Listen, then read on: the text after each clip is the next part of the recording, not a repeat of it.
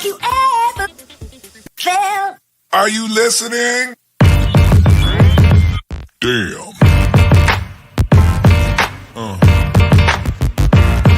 Yeah.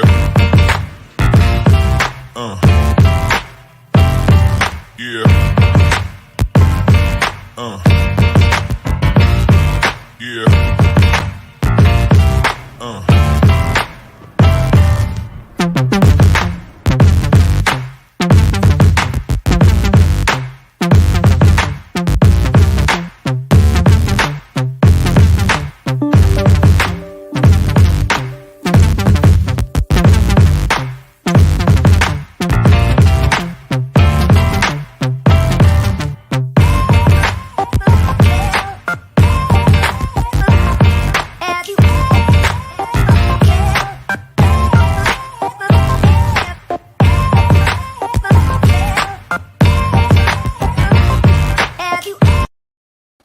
It is back. It's finally here.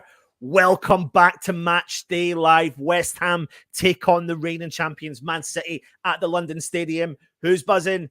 Big Anton is buzzing. I'm over the moon. I can't believe it's finally here. It is the first day of the Premier League for West Ham as we take on Manchester City, and we're waiting for the team news. We do know that Scamacca has been training with the squad on the park, and he is warming up now. We are led to believe that he might be on the bench this afternoon or this evening, however you want to look at it. I think that was probably a little bit of cheeky smoke and mirrors coming from Mr. Moisey, Mr. David Moyes. But it is going to be an exciting game. Fingers crossed West Ham can turn up and do a job just like we did last time out. Let's see what happened the last time we did meet Manchester City, of course. Yeah. Yeah.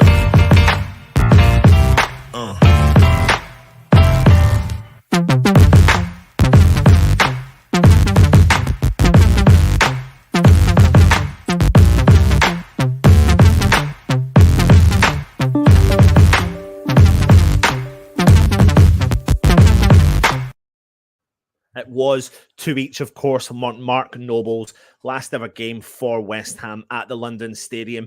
But it is a new dawn. It is a new day. It is a new life for one man, the new captain of West Ham, and that is Mr. Declan Rice, number 41, captaining our club for the first time on his official announcement of captaincy. And what a feat it is for the young man. Absolutely buzzing for him and can't wait to see how he performs today. Great to obviously have him in and around the squad. We've kept him. We're now starting to strengthen the squad, just like David Moyes went on and said. So keep your comments coming in. Please leave your comments coming in and give us as much information as you possibly want. We're going to have several guests coming on throughout the show, so don't you worry about that. And I'll be bringing you the commentary for the game as we go along. But it is exciting times, and I am absolutely buzzing. As you can see, Liam is in the house. Liam Dornan, come on, you Irons. Crosshammer is also in the house as well. Good to see you, my friend. Ruby Tuesday, Irons, that's what we want to see. Lots of that. Steve Bell, again, the Irons is there. Freno is in the house. Come on, you Irons. Hi, Anton. Big day. Let's go. 100 million gazillion percent, mate. It is a big day. Howard Ailes is also buzzing for today's game, as are we all. Just waiting on the official team news coming. But I think we were talking last night on the preview Matchday build-up show. If you haven't checked it out, go check it out if you want to, or stay with me and have a chin wag about it. But I think what we're expecting is potentially a similar team to how the season finished off last year. Which to some people is a bit disappointing, but you know what? If that does happen, and you're seeing the likes of Fornals and Lanzinis and Creswells, etc., we wouldn't have got to where we've got to if it wasn't for these players. Now, it's great that we strengthened, and it is great, and we'll see these players coming up over the next few weeks. So I wouldn't worry so much about that. It's going to be a tough ask. It is absolutely going to be a huge ask, a mountain to climb when we're taking on the champions of the country, a team that can invest millions and millions and millions of pounds into their players. A lot of money they invest into their team. They're obviously backed by billionaires, you name it, they are there, and they back them with an abundance. But this year, we have to give credit where credit's due. David Moyes has wanted recruits. We're getting the recruits in. And it's going to be nice just to see what kind of West Ham turn up. Third season in a row. We've never really been consistent for 2 seasons in a row. So I wonder if we can continue this momentum that we do have. And we do have that momentum with an abundance. So fingers crossed we can move forward. We're literally 4 minutes away from hearing the team news. And yeah, I think it's up to you. I mean, what do you think? The biggest debate probably today, one of the biggest there's probably quite a few debates is, you're hearing through the grapevine that David Moyes is working with different formations. And the first position to look at is the goalkeeper, Fabianski or Areola. I think it's going to be Fabianski. And Matt last night was saying that he reckons it will be Areola. But I think what we're going to see here is what David Moyes plans to do moving forward for the season ahead. And it will make for interesting reading, of course, when he does announce the team. I mean, when it comes to the centre-backs, we do know what West Ham, of course, have several injuries with Aguerd, who is out missing. Ogbonna is nowhere near ready for the first team. He played in a reserve under-23s game yesterday. He's not there. We don't know what the situation is really with Diop. We hear that there's offers in for him, but we don't know how happy he is at the club. I see social media posts. He looks really happy in and around the squad as well. What we do know, though, today is that Cornet will not be available. He has not travelled with the Matchday squad because he was not signed in enough time to be registered for today's game, which is a shame because he's got a very good record against Manchester City. Will this man be leading the line alongside Zuma? Craig Dawson again stepping up to the plate for West Ham, which I think he probably will be as well. So yeah, that's going to be absolutely exciting times if he does. We've also got, I think we probably see Zuma feature in the back line as well. And then, typical as it is, left back, Creswell. A lot of people saying we need to, bring ourselves back up to the to strengthen that area of the park. Now we do have a guest ready. If you give me the thumbs up, if you're ready to come on, I'll bring you on. If you can hear me, okay, and if not, I'll give you another minute or so. Yep, right. Let's go. We'll do it. He's only going to stay on with us for a short time, but you're in for a treat. It's none other than Mr. Ray Stewart. Ray, how you doing, mate? I'm feeling great, thank you. Oh, thank you. Yeah, brilliant. Thanks for coming on, Ray. I'm at my young grandson's birthday party today. He's 1 today, so that's where I am. Well, happy birthday to your grandson, Ray. How are you feeling? How are you feeling about today's game? Well, listen, I'm apprehensive, as you are always at the first game of the season. It'll be a bit cat and mouse a little bit, I think, to see how it develops. But I think we're doing all right so far. I've watched a few games. I think we're doing okay. Yeah, absolutely. Yeah, no, I think it's going to be a tough ask, isn't it, coming up against the reigning champions? But sometimes you say to yourselves, the bigger they come, the harder they fall. Is that kind of something that goes through the mantra of a player? Well, I think it's nothing better than a big game, and this is a fantastic game for West Ham to start the season. I mean, full crowd, and to get the game like Manchester City, this is what it's all about. Usually you're away from home. It's nice to be at home. So yeah, hopefully the fans can be the extra man and we can get this result and put it to bed. Absolutely. With regards to the strengthening of the squad, obviously I know you were at my family actually bumped into you outside Ibrox, and I wasn't with them, and they were all talking to you. Apparently, I don't know if you remember that, Ray. I remember that. I do remember that. Yes. And they were. And obviously at that point we hadn't really strengthened as much as we have now. Now we've brought a few players in. Would you, if you were Moisey, give Scamacca a bit of a run out today? Well, I think he's going to have him on. I think he would. He'll give him some time. I think he'll break him in today, but whether he starts him or not, I don't know. I think he might just bring him on. But listen, he's got a bunch of guys there who have developed a good relationship, and if guys come into it during the flow, then that's what it's about. Absolutely. Well, the team news has been announced, Ray, as well. So Antonio is leading the line for West Ham. I'm just waiting on the rest of it here. So it's Fabianski starts in goal, which I think would have been a contested part, but I think most of the fan base probably potentially expected Fabianski to start. Then you've got Sofal, you've got Zuma, you have got Creswell, and you've got Johnson. So and Fornals is in there, so it looks like it could be a 5 at the back. Yeah, So it looks like he's I maybe think going for it's good that Johnson's been part of it because I like Yeah. him. I think he's a good player, very good. Yeah, player. absolutely. And then typically you have Suchek, Rice, Lanzini, Bowen, and Antonio, and of course Scamacca. He makes the bench with Downs as well. So 5 at the back. It's a bit of an interesting. I think West Ham have played that kind of formation for the last year as well. 3-5s, you know. It's the way they've gone about the business, and they've done it quite well. They've kept the balance, and that's what it's about, keeping the balance. Because City are a very good footballing side, so they'll fill the spaces. Absolutely, absolutely. Ray, I don't know if you like doing it or not, but before you go, because I'm not going to hold you back when you're at your grandson's birthday party. Do you like doing predictions or not? I can make good predictions. I make wrong predictions. I can make them. Right, hit us with it then. What do you think? Well, I'm always going to say West Ham to win. Always. Definitely. Man. I'm a Hammers through and through, and I'm never going to change. Yeah. Excellent. No, I think so. I think a good opportunity for us to get a good start to the season, especially against the reigning champions. That would give us good momentum moving into the season, wouldn't it, Ray? And what kind of would that do for the players? Well, I'm telling you, I was at St Andrews with the guys watching them build up, and I'm telling you what, see the confidence and the morale in that squad. Fantastic. I know there's a lot of young guys as well, but there's 51 members of the team up there, under 23s, full team.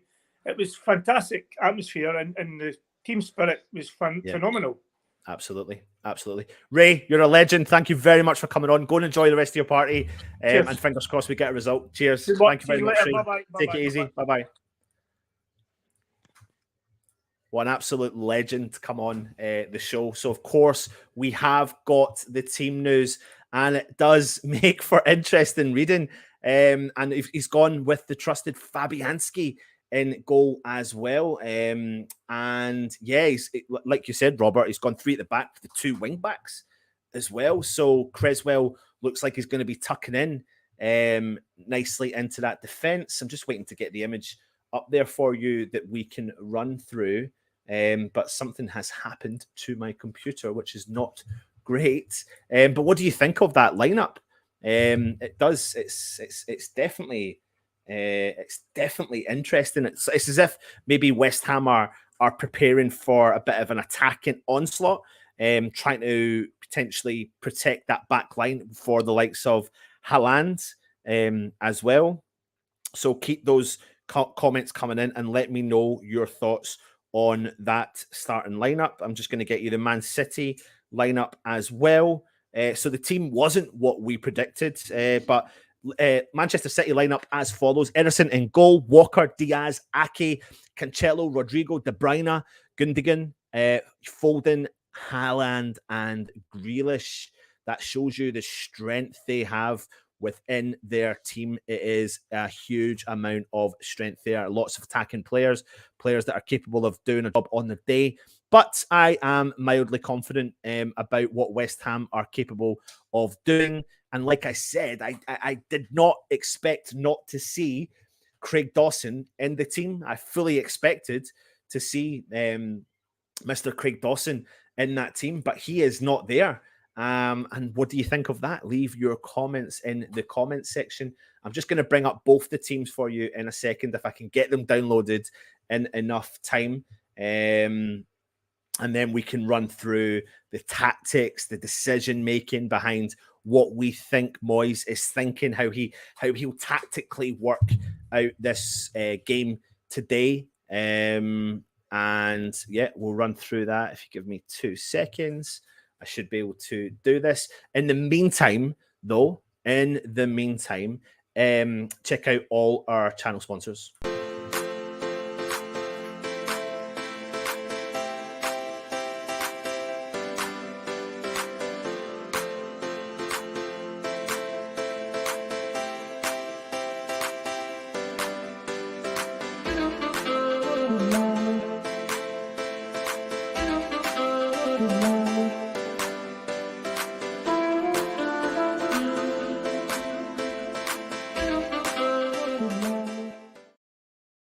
What an interesting lineup. The more you get a chance to kind of dissect it, look into it and think, what is the thinking behind the decision? I'm not negative about the decision. Don't get me wrong. I don't want people to to think that I'm remotely negative about it. It's the first game of the season. I'm absolutely buzzing. I think it's great, and I totally trust in what Moyes is doing. It looks like he is going to try and protect that back line, especially now the fact that we are missing Craig Dawson and another centre half. And if anything, that really does maybe show you that we are potentially struggling in that area. Another player that doesn't even make the bench is Diop. Diop is nowhere to be seen. He is not on the bench. The bench is Areola, Randolph, Ashby, Coventry, Downs, Okaflex, Vlasic, Benrahma, and Scamacca.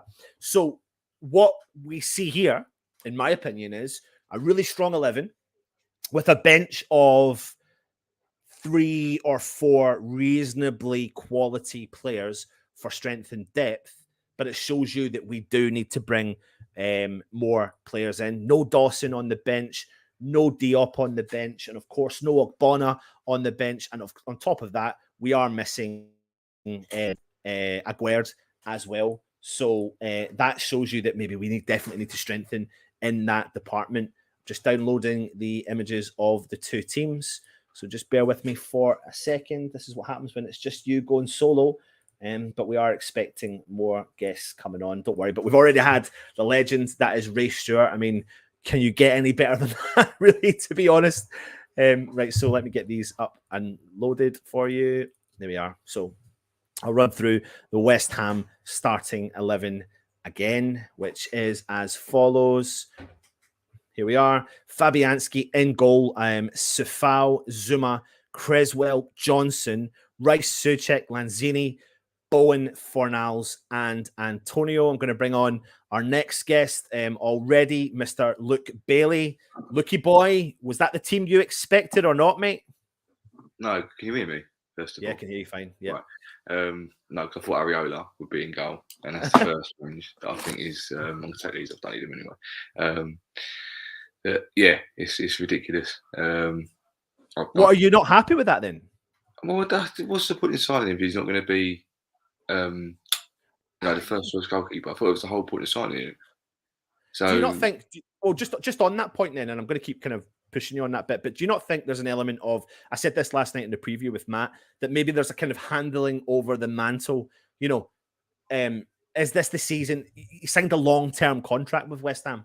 It's not a short-term contract, so he's committed to the future of the club. I don't think Areola will be pissed off. I think there'll be an element of respect, and this is my future. And look, you know yourself, mate. This is not going to be our starting 11 moving forward because we've brought in 4 or 5 quality players that 2 or 3 minimum could be starting 11. I get that, but is this going to be what Moyes normally does when he introduces them sort of gradually? But even then, he played games last season, so it's not if he's not used to it.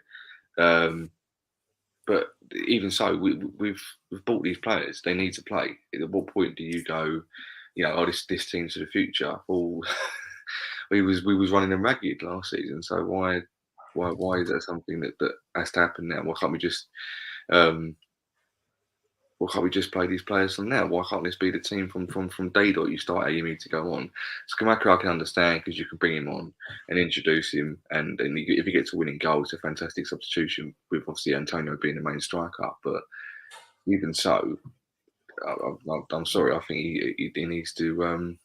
We need to start playing these players. Creswell can play centre back, but I don't think he should be today, especially against someone like Haaland.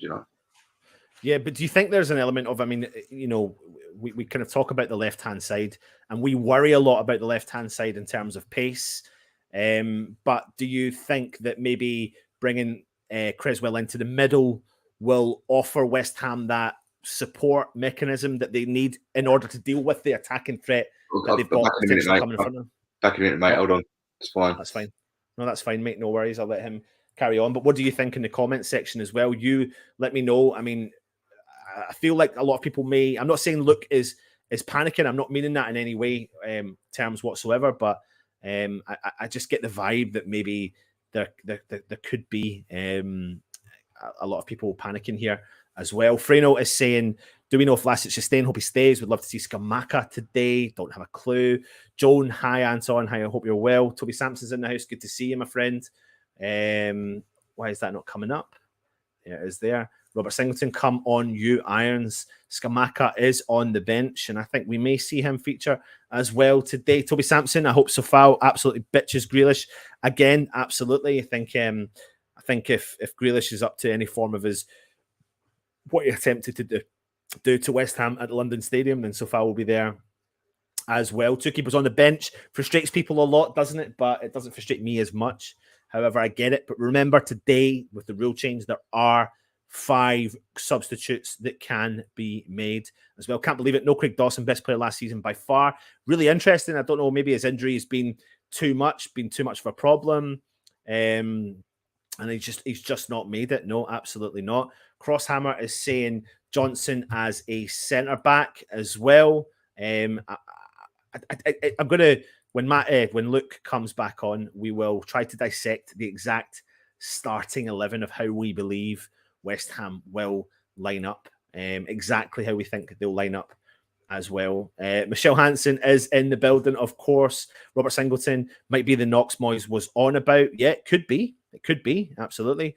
Cliff says, oh no, same old, same old. Crazy will assist today. Could you imagine that? The thing is, I said this on the preview last night, Toby, that if we want to progress as a club, this starting 11 need to keep the subs off the park. You know, you're Antonio. You're going to cause that defense problems at Man City. We take the game to Man City, break at them, attempt shots at their goalie, give, pile drive the shots at them, put them under pressure, and, they're looking over their backs now. West Ham players are now looking over the backs going, I'm Antonio and Scamacca's there. Flynn Downs is there to step in. I get it. I know there's not a huge amount of strength and depth. There will be eventually when we get the new signings up to standard as well.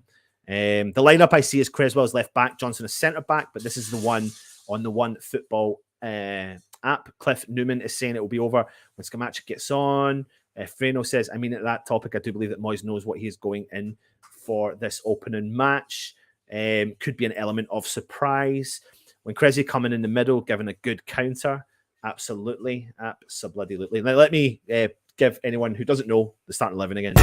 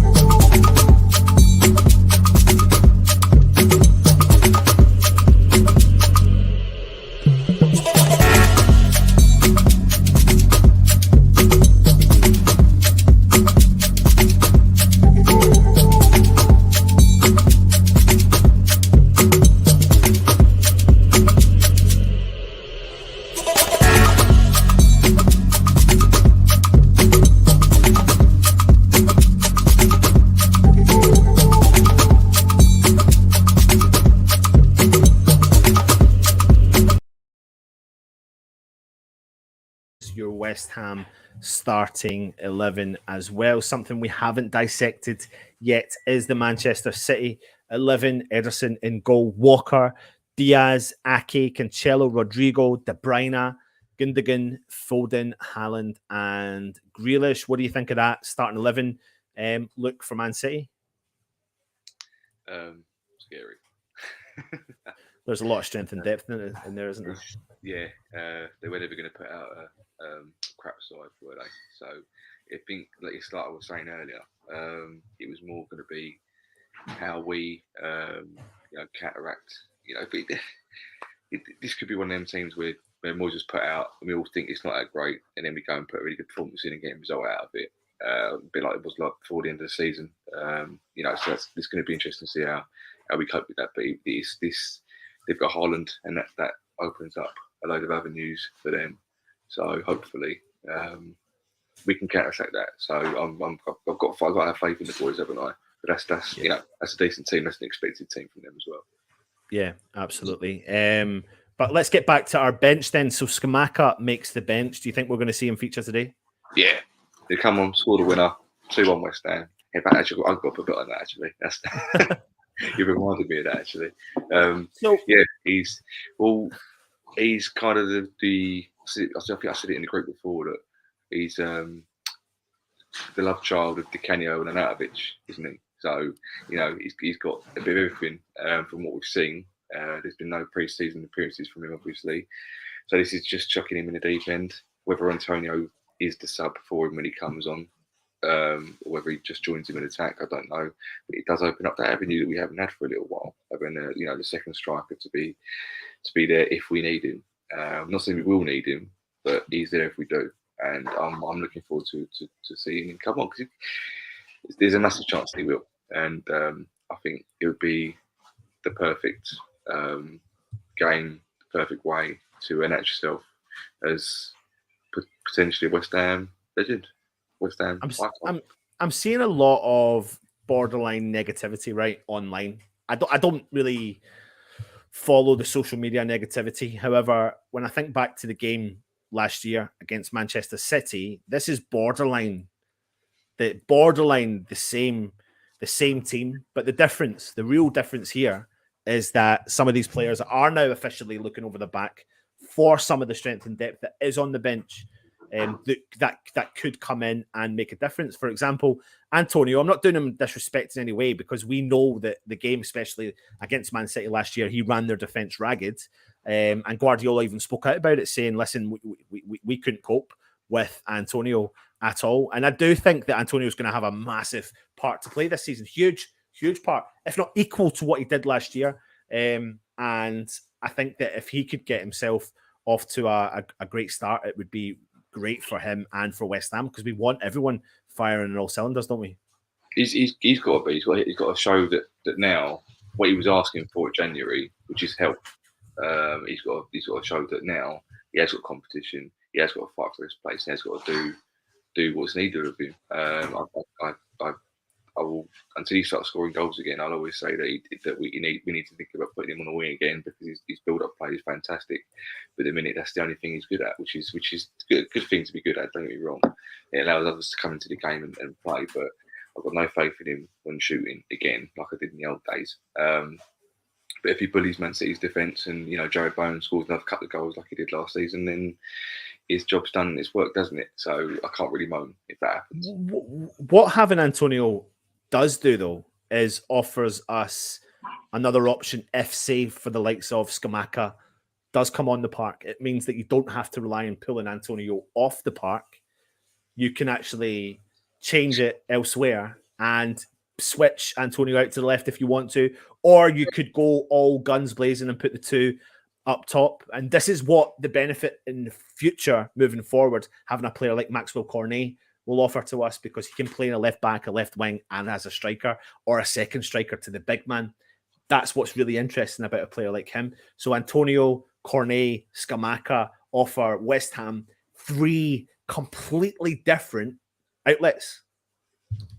I'm quite surprised that Cornet isn't playing today, actually, or at least he's not registered. How do you not register a playing announced? I don't get that. We didn't register him in time. You had to register him by 12 o'clock that day, and we didn't get him registered in time. Playing with the heartstrings, aren't they? So there you go. Yeah, sure. It'd be handy come Nottingham Forest.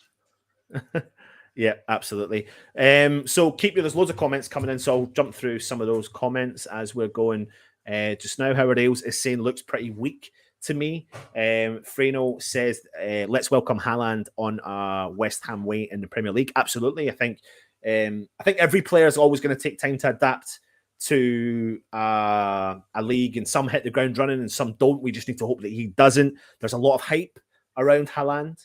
Depends on what Haaland you get. He's never played in the Premier League. This is going to be his first game, all that sort of stuff. So I'm absolutely not saying that I think we can handle him. I think we can handle any team on our day. Look, by a million miles. It depends really what West Ham turns up at the end of the day.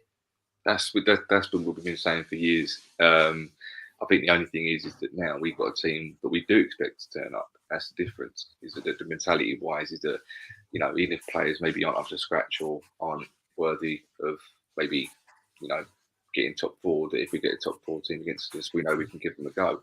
I'm not there today. Other things going on in my life, so that's why I've not gone. So I am gutted. I'm missing it. But at the same time, this is one of those games where in my opinion, the fans will be the 12th man. So in a way, no matter what team you put out, they'll be backed by the fans today. It's a nice sunny day. It's Sunday afternoon kick-off. It's against a top team at home. We've got a couple of new signings on the bench, not playing, but on the bench. So the settings there. The settings there. I'm not gonna put down any of our players because I appreciate all of them that play, and they've all done fantastically well, including last season. They punched above their weight and they've done fantastically with it. I am a bit gutted that we've not got the starting lineup that I thought we would have. I think many fans are in the same boat. But Haaland or no Haaland, I'm sure Zuma will give him a little dig, or Creswell will spin one on the bounce or something. Something's going to happen with him. He's not going to have an easy ride, I don't think. So, it's going to be. Welcome to the Premier League, and hopefully you get smashed in the first 5 minutes. Let them know you're there.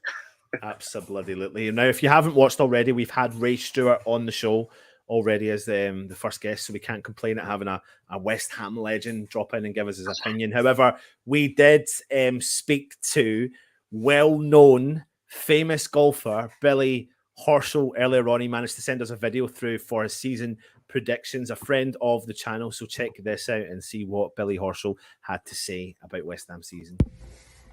Hey, West Ham fans, Billy Horschel here. I think I can speak for all of us. We're buzzing about this season.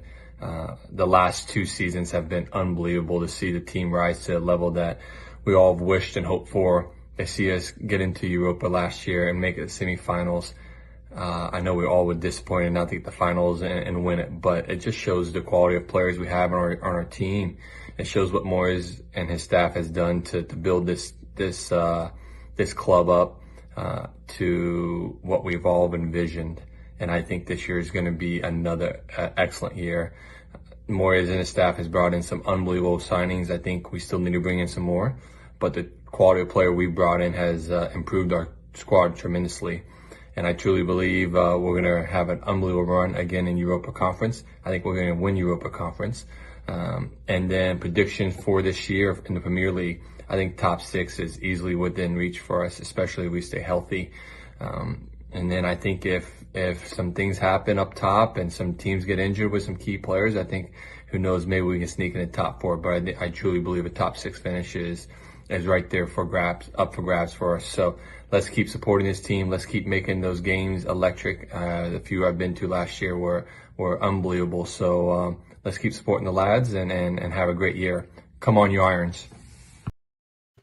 Things you love to see.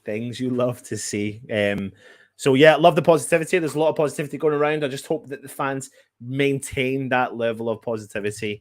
Look, another big debate for West Ham was the goalkeeper. I know you were saying you were desperate for Areola to start. I think there's an element of the mantle will get handed over at some point potentially this season. 2 top quality keepers. You don't believe in it? No. When, if not today, when? Why? All right, Mr. Negative. No, on that, I don't have anything against Fabianski. I don't. I just think that if you're going to sign a guy and he's already played some decent games in the season for his cup games in Europe, why not put him in? Is he? I don't know. Did he ring Moyes up in the morning and go, look, I had some nightmares about Haaland. I don't really want to play today. He went, okay, I'll put Fabianski in. I can't. You buy the guy, you play him, especially as a goalkeeper. He ain't going to come on the sub bench, is he? Let's face it. No, I know. Maybe if Haaland gets a penalty, Fabianski will save it. Maybe that's the only difference. I don't know. Right. Let's get into how we think we're going to line up then with this particular lineup. Of course, with Fabianski in goal, that's a no-brainer. There's no point in us talking about that. Now, big thing is we don't really know what's wrong with Dawson, but we did hear that before the game that we had players that had several knocks. He is obviously one of those players that didn't feature a lot through the pre-season, but he is missing for this game, which is a bit of a shock. But it does show you, though, mate, that an injury or 2 in that area really does leave us reasonably weak. And if you think about the injuries in the past that Zuma's had, I mean, after every game, if you ever watch Zuma coming off the park, he looks like he's limping after every single game. I think that's because he does throw his heart and his soul into every single game and puts his body on the line, etc. But, Diop, we don't know what's happening. He's not on the bench. Dawson's picked up a knock. Aguerd's got a long-term injury. Ogbonna's coming back from a long-term injury. He's nowhere near ready yet. Does that force the hand of David Moyes to do this formation? Is that tactical, or is that because he was forced to do it? I think it's probably a bit of both. I don't understand the Diop situation, because Diop keeps being in these videos they do when they Social media videos, yeah. And he keeps shaking around and saying hello to them. Now, if a player's leaving, why would you? I mean, if he's passing through, fair enough, that's different. But if he's, surely these guys have sort of said, right, you go and say hello to him, you guys say hello to him. I think today would have been a good chance for him to play. I know that Johnson and Creswell were fit, and they're probably going to make decent, defenders straight away, match fitness and stuff. But Creswell and Johnson, they're not natural centre backs, and at some point they're going to have to play that, because the way the formation is dictated. So why not put a natural centre back in there? Unless it doesn't trust Diop, and there is an ongoing transfer. I don't mind Dawson not being out, because he played too much last season. He was clearly injured, so it was probably a good idea to keep him out today. I'm not sure. I'm just a bit worried, a bit nervous. Yeah. But like you say, this is the time when West Ham can fool you. This could be one of our best performances of the season, because when your back's against the wall, you tend to get a bit desperate and put your best performances sometimes. So hopefully that's the same this time around. Yeah, absolutely. And I think a lot of people potentially, we were doing the preview last night and we were talking about the starting 11, and I potentially thought that maybe a surprise would be Benrahma. Matt made the decision that maybe you wouldn't put Benrahma in because you would need a lot of support down that left-hand side, and the player that can offer that support and can run his backside off is Pablo Fornals. So I think that's I said that's probably the right decision at the end of the day. But this team, this starting 11 is an 11 that's been together, for a long time. And I know people can then go on and say, well, that's not necessarily a good thing, because eventually things can get stale. But that is a team that knows each other, and the team ethics, that the way that they are together. We had Ray Stewart on, who was up at St Andrews with me, and he said the team morale was so high. He hasn't seen it for such a long time. He says this is a really special bunch of lads who have got a lot of time for each other, who look out for each other's backs. He said, so don't believe the hype when you hear certain circumstances about players not potentially being happy here, there, everywhere. So this team does know what it's capable of doing. It's played a lot of experience in the Premier League. Yeah, we need new people to come in and challenge the grind, and we've got that really with Downs and Scamacca on the bench today. But yeah, surely the experience will play a big part in today's game. It has to, really, doesn't it? There's no other way to put it. He's got to say that the boys are really close knit unit, and they really get on with each other, and they're used to each other, and they know each other's game. Because if he doesn't say that, everyone's going, well, this is stale. No, I'm not always bitter. I'm not. I'm grumpy. There's a difference. But, he always does, doesn't he, Zuma? And he comes back to life after about 5 minutes. Oh, Dan Love's in the house. Good on to see you, Dan. Good boy. Good boy. Takes his strawberry, surely. Yeah, so can you do me a favour? Just bring up that Man City starting up again. Yep. Where are we? We're there. So realistically, the only new player for them is Haaland. So it's kind of very similar to us last season. So maybe, But the thing is, though, I get, yeah. I mean, we're still talking about, and I know you're not saying that, but we're still talking about a team that are. I mean, what is that starting lineup in terms of value? Yeah. What is that? What is that worth? It's in the billions, isn't it? Yeah. Yeah. Especially Haaland, that's fine. Yeah, it's got to be in the billions somewhere along the line. So yeah. Value wise, they're streets ahead, but in a way, that's like the history of West Ham, isn't it? We're the poor boys against the rich boys, and yeah, but we'll give them the game. I'm totally of the mindset, though. The bigger they come, the harder they fall. Look, and that suits me. That suits me down 100%. Where are we here? Afternoon, Jakey boys in the house. Jake, just check your. Jake, I know you've been on as well. Jake, West Ham Unofficial's been on already. So yeah, go and check out Jakey's channel, West Ham Unofficial. Dan's is Diop injured? I mean, I don't know. I don't think he is.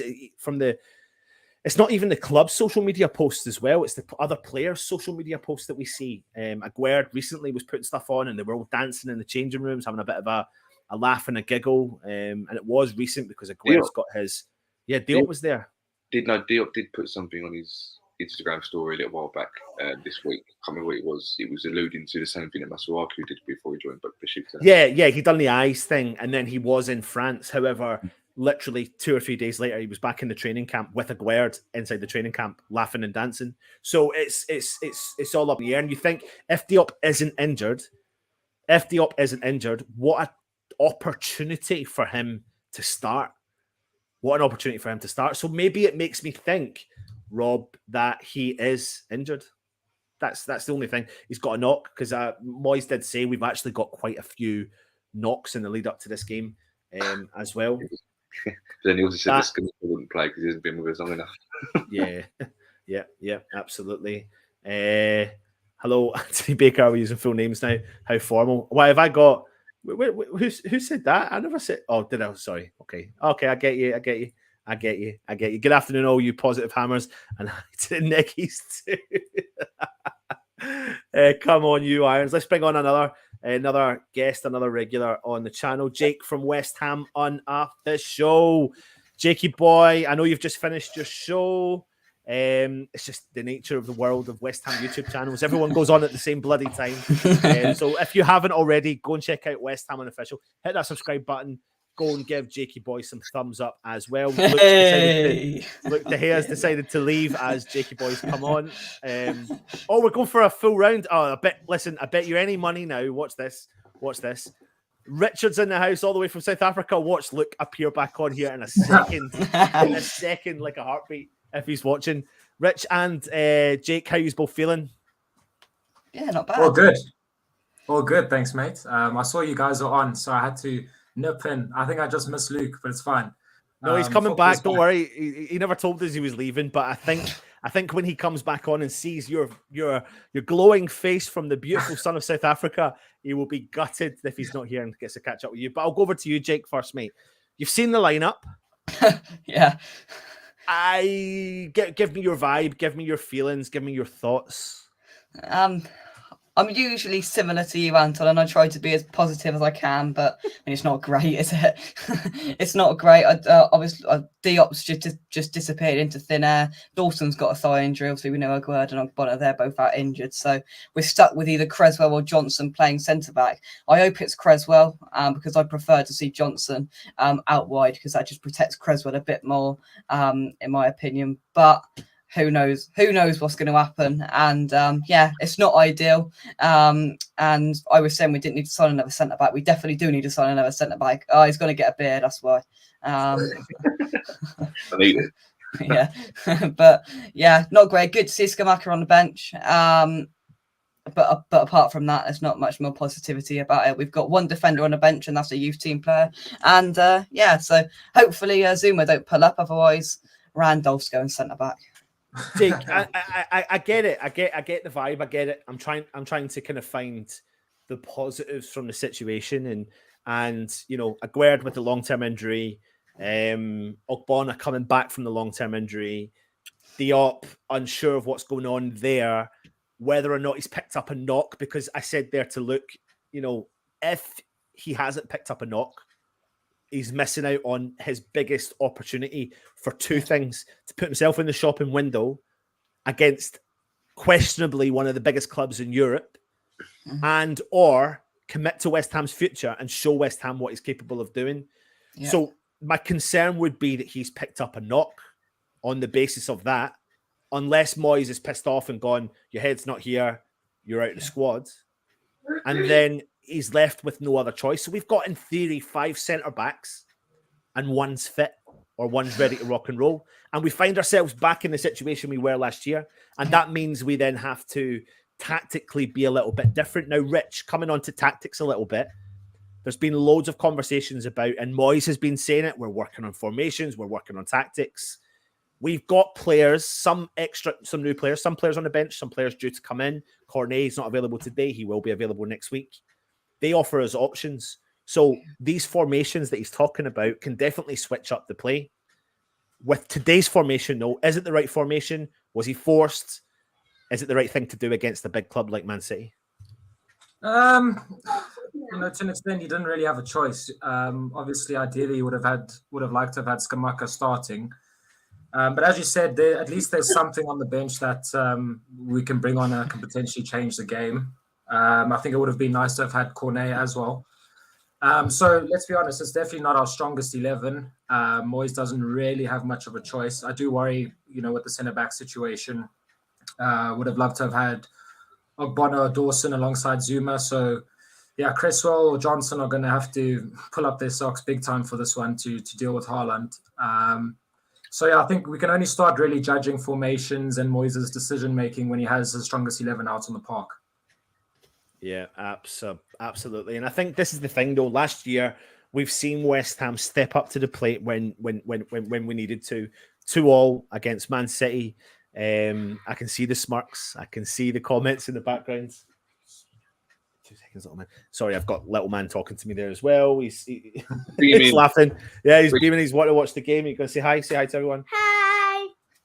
Freddie. Hi. So I forgot my train of thought there. Completely forgot my train of thought. Legend. Oh man, what was it? Luke, go for it, mate. Where did you get your camera from, Rich? Because you look like you're on a documentary about how you managed to get a prison after 20 years or something like that. Is it because my background's blurry or what? It's huge, mate. It's a professional camera. I'm amazed. Fair play, mate. Your camera's looking very good, actually, Luke. You've got a new camera. Yours just looks like you're like some sort of legendary hooligan. Right, listen. See, you go and get a room. Jake, I'm coming to you for a second, right? Jake, how do West Ham manage a situation that is called Haaland? Crikey, my camera's look bad, doesn't it? I don't think he's going to be hitting the ground running. I've said this for a few days now. I don't think he's going to be coming out banging in 5-6 goals in the first month. I think it's going to take him time to blend in.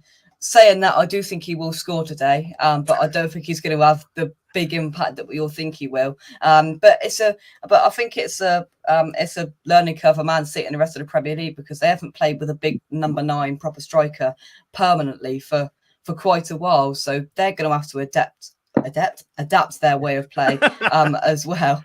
Too many of those appetizers, Jakey boy. Too many exactly. Not Peroni because that's Luke's job.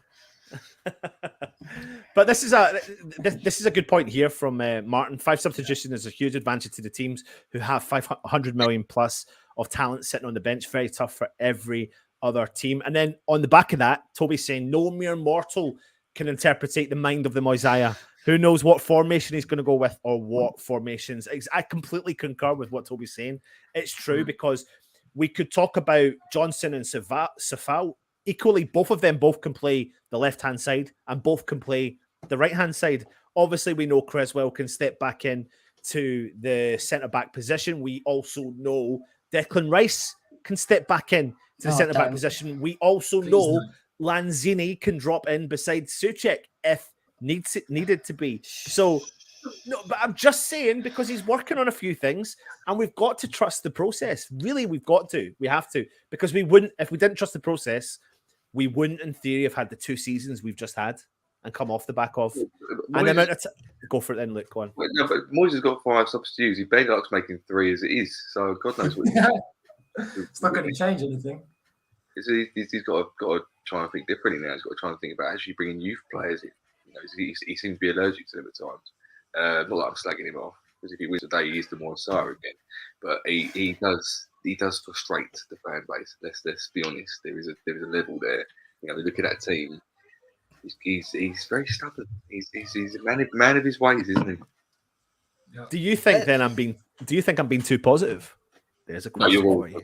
You're annoyingly positive. Yeah, no, but is it annoying then? Is that what you're saying? It's annoying? No, it is today when I'm getting through the beers and I'm seeing the team like that. You won't back me up on it, but but yeah, no, it's good. It's good. Let's all be positive. It's fine. Just we've not back to earth in about 20 minutes, but now Haaland scores the first goal. Well, listen, I mean, Man City have only had 2 pre-season games on top of the Community Shield. Will that stand West Ham in any good stead, or does that mean bugger all? Richard, you're shaking your head, and I'll come on to you, Jake, after. Look, I mean, I think you're clutching at straws there. The City's side, whether they've had 2 games of pre-season and cool, they lost the Community Shield, that means nothing. You know, they've got so much talent and they'll be fit and raring to go. So, yeah, it's dangerous. I mean, I look at their bench, Bernardo Silva, Riyad Mahrez, like, those are world-class players that can change any game. It's terrifying, and they can make 5 subs. So, yeah, if Moyes makes 3 or 4 today, I'll be very surprised.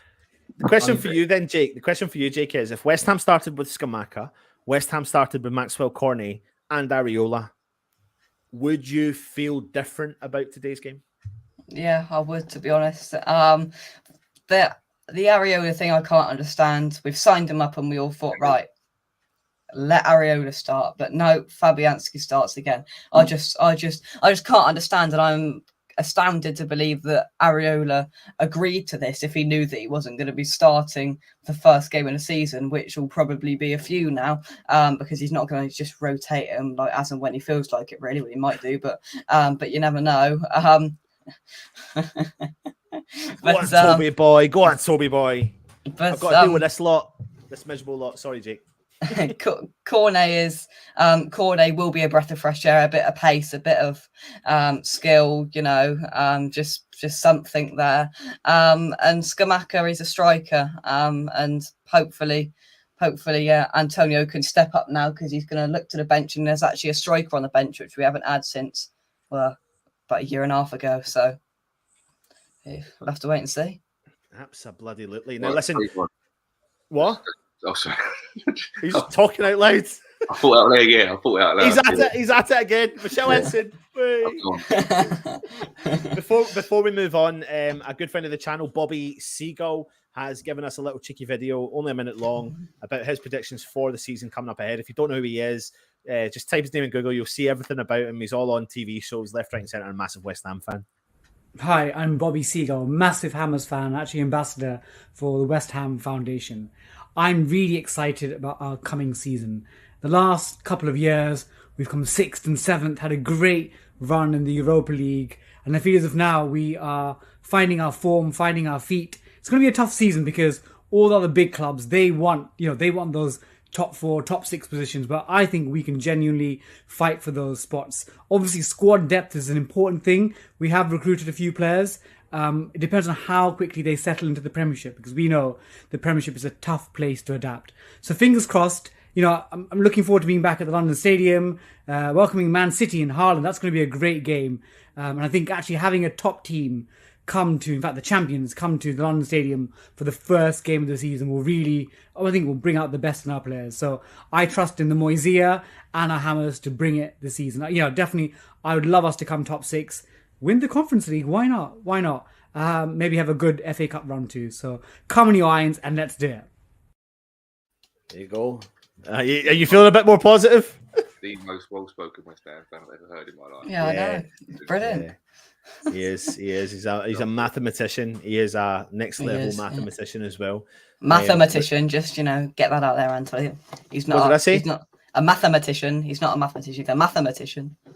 All right. So yeah, I know. But listen, Jake, I'm sitting here in the background. Actually, do you know what? I'll just. Hey! Right. I feel like I should go now, just to leave you two to crack on, shouldn't I? Yeah. He's gone. He's gone. I'm still confident, though. I am still confident. Don't get me wrong. I'm just if we play well today and we're on it, we can win this game, of course. But yeah, City are just a solid team, so we're not being downers here. And Anta's just historically always ridiculously positive. Well, no. I'm not that. The same though. I'm not. No. I get it. I am ridiculously. I do agree with you there. I think I don't know how to explain why I am the way I am with West Ham, because I've been through so much shit as a West Ham fan in terms of I've never seen really much positive, as all of us have. However, I've always remained positive. So if we finish just above relegation places one season and then finish 15th the next season, I was positive, you know, and for me to see West Ham consistently finish in the top 7 twice in a row and then qualify for Europe, some form of European football twice in a row, and the way that Moisey has made me think about football has, you know, I'm 38 years old and he's completely changed my mindset. He really has. I'm not joking. I don't know any other West Ham manager in my lifetime that's made me think about football the way that Moyes has. Even when I look at recruitment and look at a player, gone are the days that I want 60, 70, 80, 90, 100 million pound players. I thought that was the be all and end all. I thought that was the reason why West Ham were going to progress, because we signed those top-notch players. That is gone by the wayside. I'll take a free player. I'll take a player at £2 million, because if they've been scouted right, and Moyes seems to have that, he seems to understand what the right pieces of the jigsaw mix, then that gives me the positivity. I have been, even previously, even shit years, I am positive. I get that.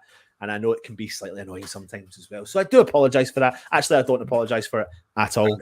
No, don't apologise, mate. You think I'm miserable, but normally I'm positive as well. So yeah, you are. You are. You are perplexed. We seem to just be more cautious in our recruitment. You know, in the past we just throw money at names, and now it seems to be more structured the way we go about our business, and we're not scared to go into the championship.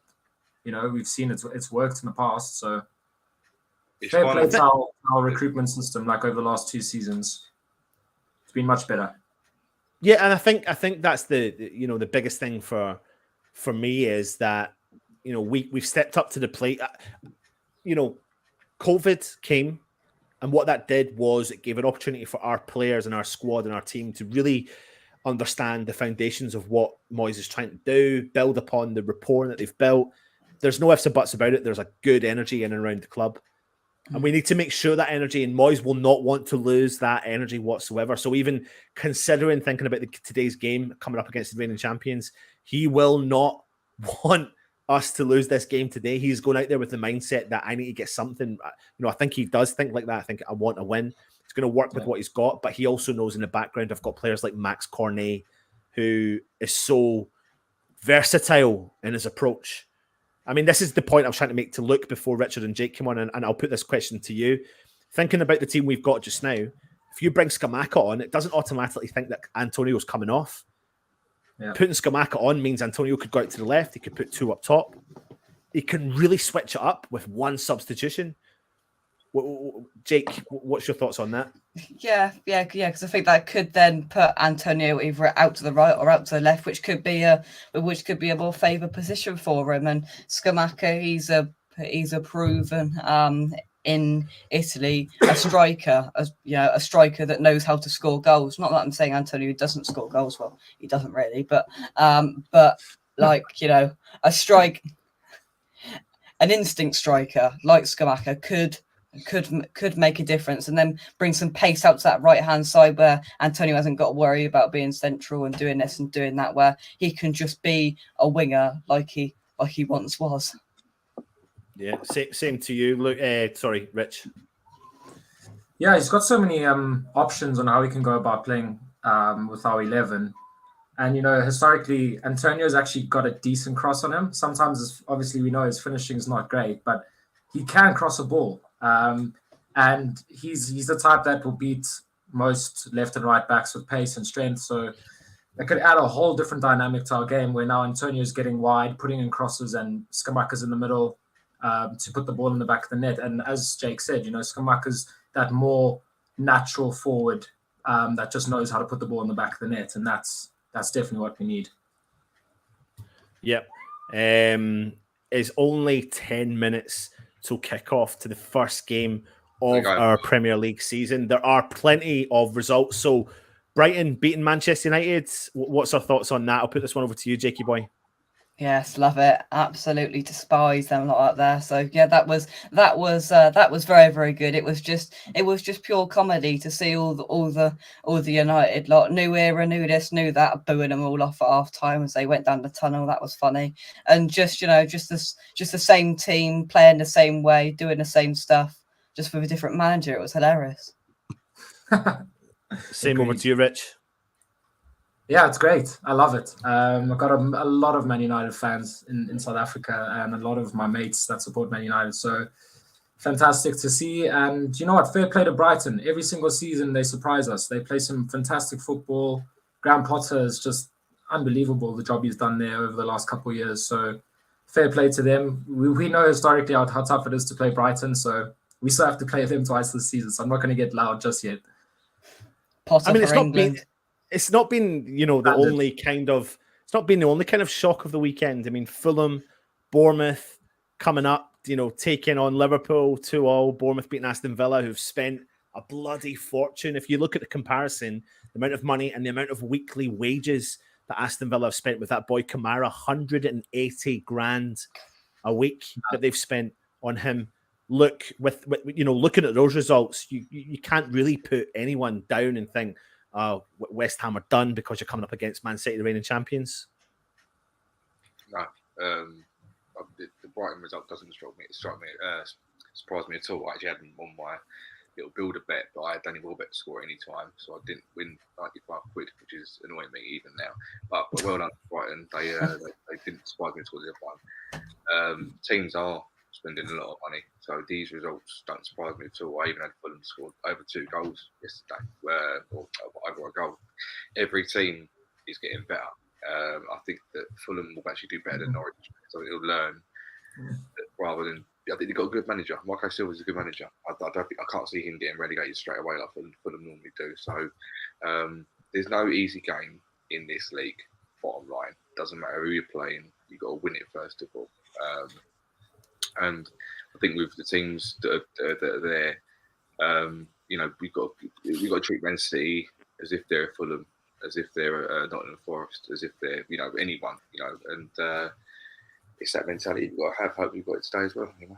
Yeah, you sound so positive and so happy for it, Luke. I'm scared. I'm not drunk enough. I am scared. Before anyone leaves the premises, I'm going to ask everyone in the chat to start putting your score predictions in. Just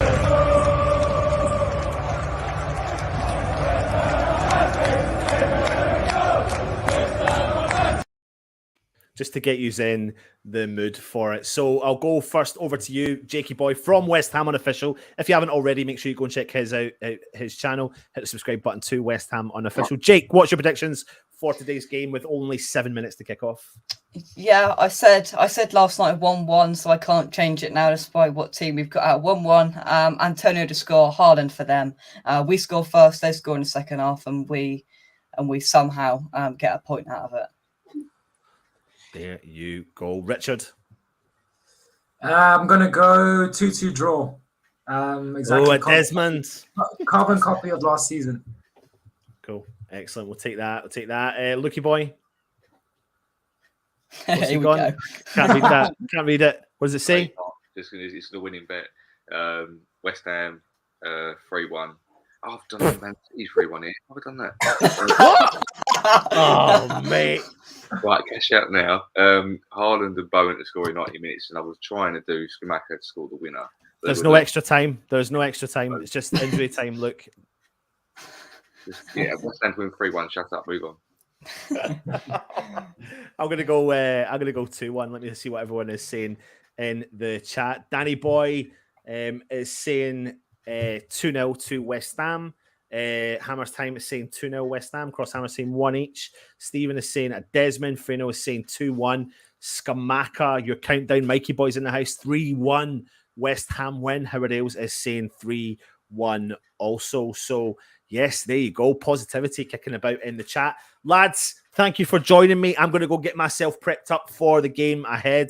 The same link if anyone wants to join me at halftime. Oh, no, sorry. I won't be on at halftime, so don't join me at halftime.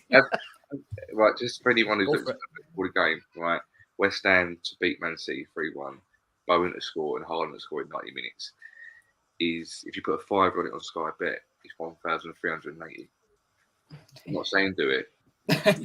If you do it, and I would like some praise and I would like to make West Ham family and some money. West Ham families richer. The West Ham families are a lot Just richer. before we go, two things. I'm glad I've come in and brought the average age down. I'm glad I've done that. And Luke, I'm going to go and order you some more Pronies because I think you're going to need it, mate. Oh, Jakey boy, stop being negative, Jake. How old is he now, Jakey boy? He had his birthday the other day. How old 15. Are you now? 15. Start acting like it, mate. You're acting got a bit of attitude now. Right? All right. Cheers, lads. All right. Take All it right, easy, Jakey boy. Oh, you are Have a good nice. one. See you later, Richie boy. Take it easy, mate. Much love. See you later, Lukey boy. Have a good one. Enjoy. And I'll see you all really soon. So I will be back for the kickoff. So with me, and I will see you soon. Jack.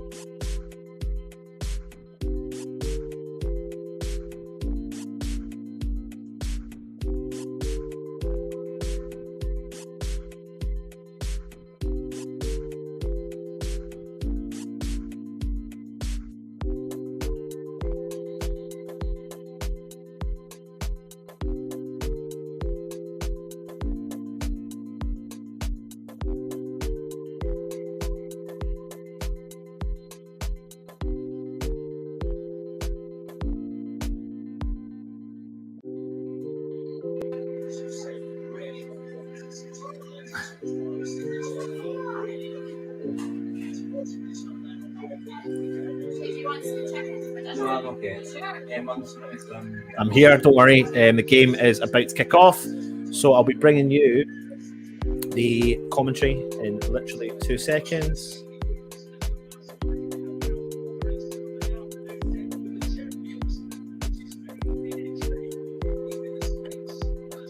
Manchester City are kicking off.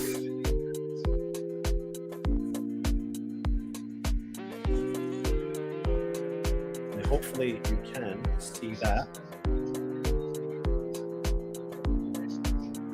Now the players have decided to take the knee as well.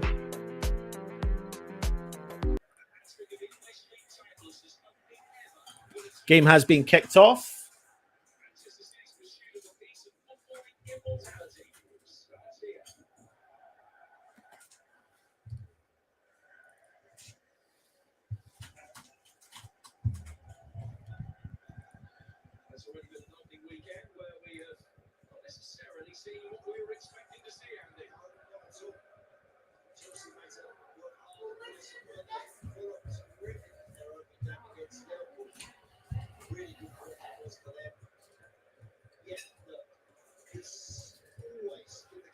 So Aki is on the ball in defence.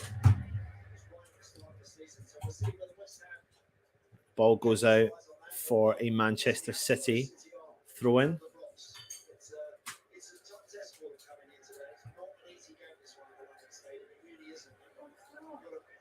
Remember, this is a record crowd for West Ham today.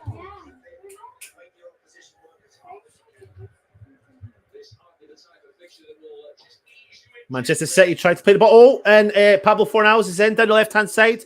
Cuts into the left-hand side of the 18-yard box. God, I haven't commentated on a game for such a long time. It's taken me a little while to catch it. Nice interplay there between West Ham. Good cross in. Finds Antonio.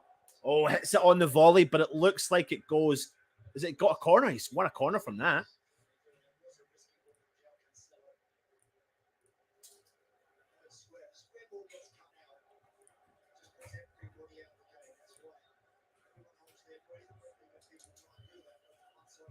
Corner to West Ham.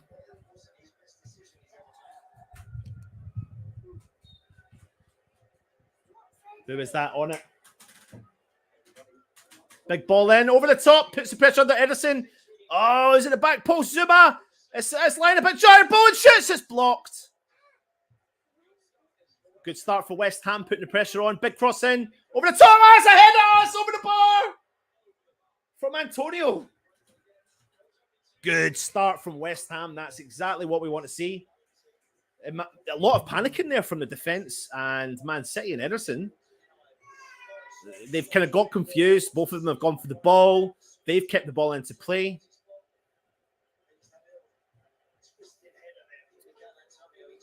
Good ball in the box from Fornals. Finds Antonio with the header. Just headers just over the box. Over the post, sorry. That's what you want to do. Ederson's down. But that's what we're doing. We're unsettling Manchester City from the off.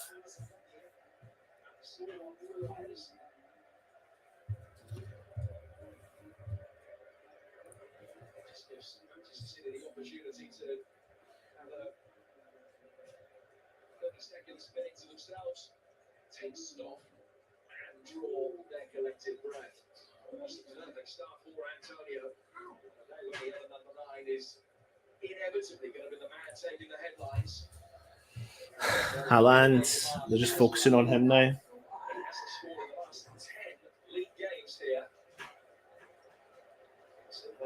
Keep your comments coming in, please. How do you know? I just thought. Do you see his name? No, I just like he wears like a band. He does. So a big ball in from the corner, and it's actually Haaland and Ederson and Diaz have had a collision, but Ederson's on and the game plays on. Haaland's dropped deep to play the ball back to the Man City defender. Skipped round Jared Bowen. We've got Seagull playing at the right back position. Obviously, Creswell is tight in the centre back role. The ball's been and kept in the Man City half. Aki now on the ball. Plays the ball back to Ederson, the keeper for Man City.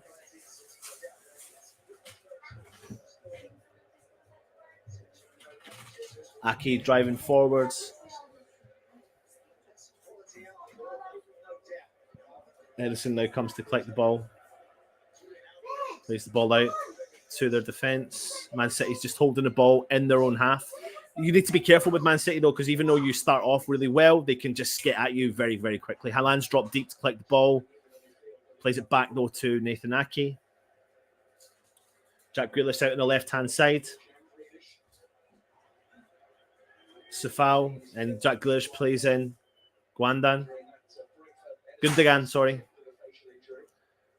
Gundogan again down the left-hand side, plays in Jack Grealish. He's got a bit of space at the edge of the 18-yard box, and Fabianski collects the ball really well. 5 minutes gone, West Ham 0, Manchester City 0. Fabianski on the ball.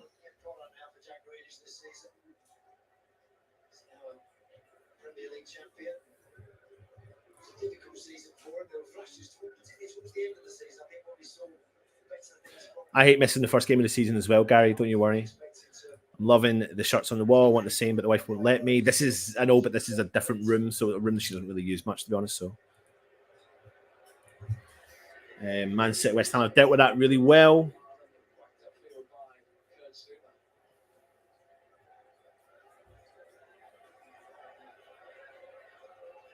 Manchester City have a very idiosyncratic style of play, and I just wonder whether, for that reason, it perhaps takes a little bit more time for some of the attack-minded players to really find their feet in the club. As we're going back to the point you were making about Grealish. Yeah. I think for Haaland in particular, interesting to see how quickly the City team adjusts to him and how he adjusts to them.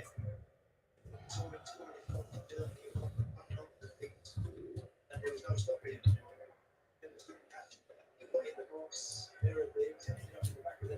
Man City just keeping a hold of possession. Keeping a hold of the ball in their own half.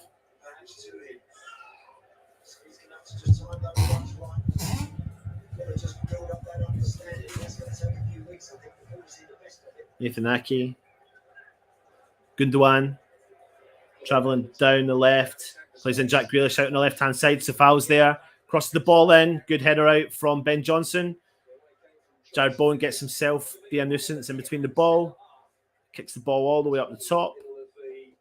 Man City deal with it, but Jared Bowen's collected the ball. Goes up over the top. Lets Antonio chase, or Fornals chase the ball down. Chasing Ederson, who's now out, and he's going to let it roll out for a goal kick.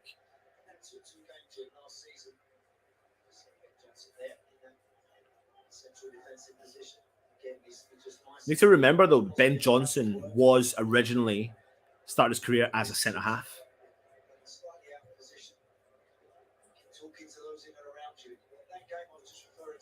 Man City now got the ball deep in their defence.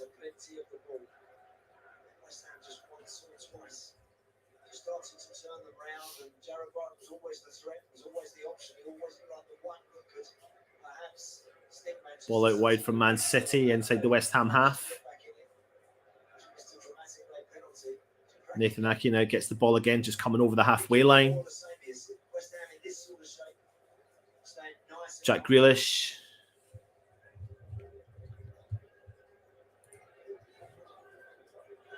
Switches play completely to Phil Foden on the right-hand side. Plays the ball back into the centre circle. He's driving forward, tries to find a neat ball through. Creswell's there and he deals with it really well. Collects the ball out for a throw in to Manchester City. Deep in West Ham's half, just on the edge of the 18-yard box.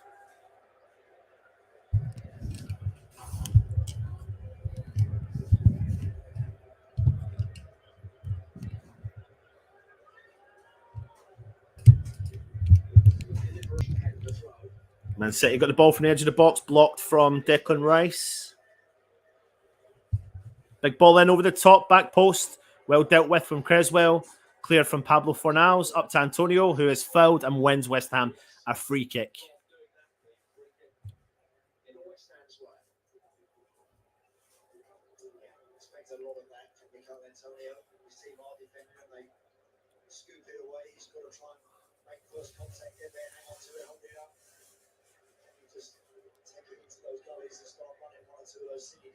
Yep, it is, certainly is. Nice collective. See the good news about attendance and the season ticket sales. Just goes to show we are massive. We are. Dean Felton is saying 32 years following West Ham. The last 2 seasons have been amazing. 39 years a follower. Who is centre backs, Johnson or Krez, both alongside either side of Zuma. Literally the way I've put it in the screen. If you look at the picture beside me, Johnson. Okay, thanks. Not a card. Soft. Man City have got 82% of the possession to West Ham's 18, albeit being in their own half. But that's kind of probably what they want. But West Ham, as long, every time they get the ball into our half, we then start to press and close down. Ake plays the ball out wide to Jack Grealish, who has got himself a bit of space. Souček pushing forward to try and mark the man down. And now they've played the ball back to their defence again. Out wide to Phil Foden. Creswell closing in, drops back to the Man City centre circle. Playing the ball out wide right. Phil Foden again on the ball. Looking to try and break down the West Ham defence. They are holding possession, but West Ham seem to be standing up to them just now as it stands, but you never know. Ake plays the ball through. Jack Grealish plays the ball through. Again, though, West Ham kind of holding them in their own half. Man City kind of got their own vibe of possession, not really doing anything with the ball yet, but we need to maintain the pressure. Man City now seeing a little gap through the middle, driving forwards. Grealish out on the left. Seagull does really well to get the ball. He looks like he takes Grealish as well, but the referee does nothing. The ball goes over the top. Chases a kind of crazy ball for Phil Foden, who does skip by Creswell. Creswell still standing up to him, but Pablo Fornals does enough, clears the ball out, and it is a throw-in. Jack Grealish is down. Looks like he's taking a knock from Vladimir Seagull, who takes no prisoners at all. He does get the ball. Completely fine. Let me just check here. Oh. He's caught Grealish as well, but I don't think the referee's going to give anything for that. Is he going to call him over? No, he's not. He's playing on.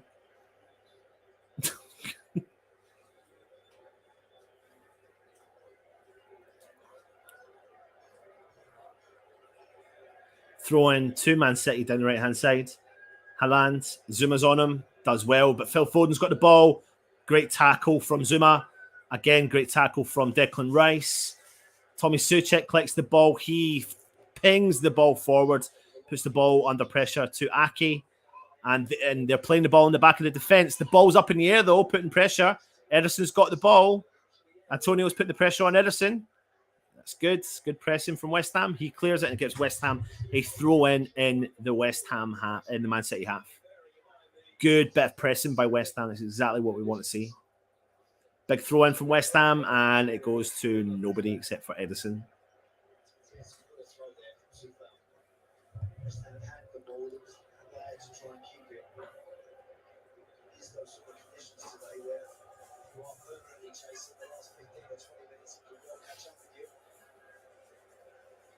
Ederson again, back with Nathan Ake.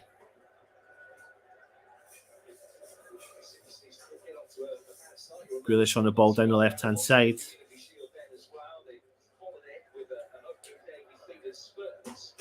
Oh, good interception there from Declan Rice. Collects an halfway line, drives forward about 10, 15, 20 yards, 30 yards forwards. Pablo Fornals on the left-hand side. Gets supported there very quickly. Oh, nice ball through. Oh, it was unlucky. I think that was Lanzini trying to play a ball through, but it was intercepted by the Man City defender. They're now on the attack down the left-hand side. They're coming over the halfway line. They're driving forwards. Cuts inside onto his right foot. Switches play completely to Haaland from distance. He's going to shoot from distance, and it trickles. It's not. It was De Bruyne, sorry. Trickles wide. That'll do. That will do. That'll do.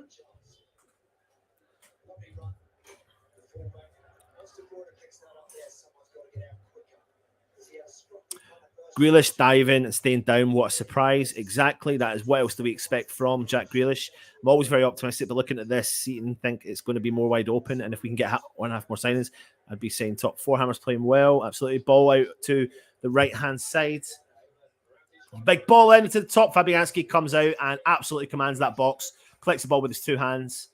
and gives West Ham some much needed possession. 14 minutes gone. West Ham 0, Man City 0.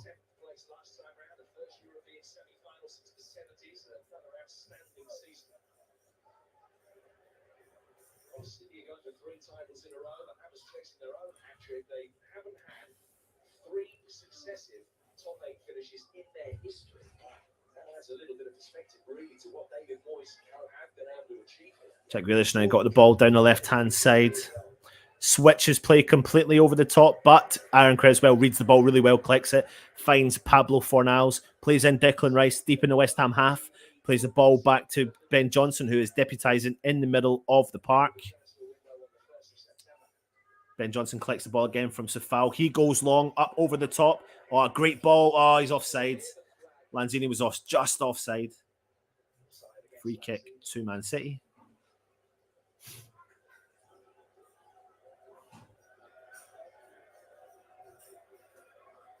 Of course, if anyone doesn't know, Flynn Downs is on the bench. Scamacca is also on the bench.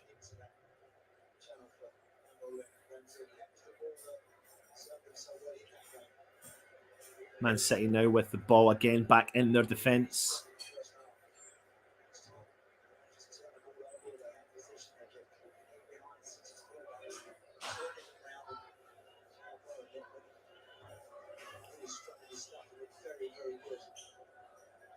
Just playing the ball now. Nathan Ake still in their own half. Finds Jack Grealish on the halfway line. He's going to play it back all the way to Ederson. Lanzini just dropping in a bit tighter now. Ake still on the ball. Plays the ball out, but it's back with Ake again. Oh, West Ham nearly dispossessed them there. The ball trickles past Pablo Fornals, but it finds the Man City player. Tries to switch the play again, takes a big deflection off the West Ham player. Big clearance from Ben Johnson. Pablo Fornals just does enough to put the pressure on. Phil Foden plays the ball back. Antonio's there putting the pressure on. So is Lanzini. But Man City have done well under pressure. Ake has got the ball. He drives forward for Man City. Jared Bowen does enough to track back, puts a bit of pressure on, but he drives forward. Plays the ball forward to Phil Foden, who does well to bring the ball down under control. Cross in. It looks like it takes a deflection, and Man City get a corner.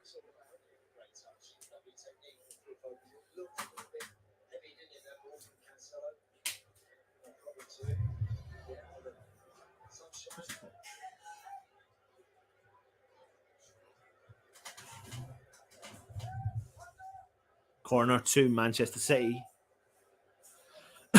2 players on it. Big in swinger. Back post. Oh, Fabianski again commanding his box. Collects the ball with his 2 hands. Nice and solid. That's what we want. He drops the ball and plays it to Declan Rice, who drives forward. 18 minutes gone. West Ham 0, Man City 0. What do you think so far? Leave your comments in the comment section. Souček plays the ball out to Ben Johnson. Finds Seagull back to Ben Johnson. Declan Rice dropped straight into the middle of the park. Come on, you Irons. Come on, Irons!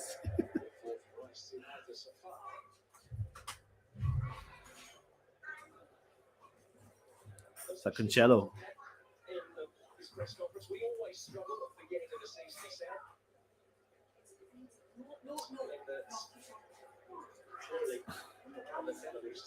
Ederson, Marty,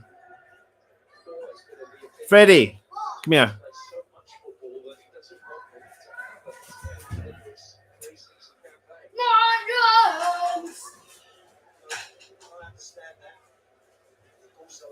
Ball goes played out now for Man City. Phil Foden on the ball, plays in deep to Haaland. Ball gets switched over to Jack Grealish. Got a bit of space out on the left-hand side, puts the ball on his right foot. Tries a big ball into the middle. Zuma does enough to make a clearance. Phil Foden collects the ball down inside the 18-yard box. De Bruyne crosses in. Clearance from Kurt Zuma. Again. Jack Grealish gets the ball from Cancelo. Puts the ball onto his right foot again. De Bruyne back to Grealish. De Bruyne tries a 1-2. West Ham do well with Declan Rice. Vladimir Safal pings the ball out to the wide right. He goes for a big clearance up the field, and he gets it. And there's a bit of a collision between the two players from West Ham. Ake's under pressure and plays the ball back to Ederson. And Antonio is chasing the ball down, but Ederson, he steps back and let Ederson get the ball.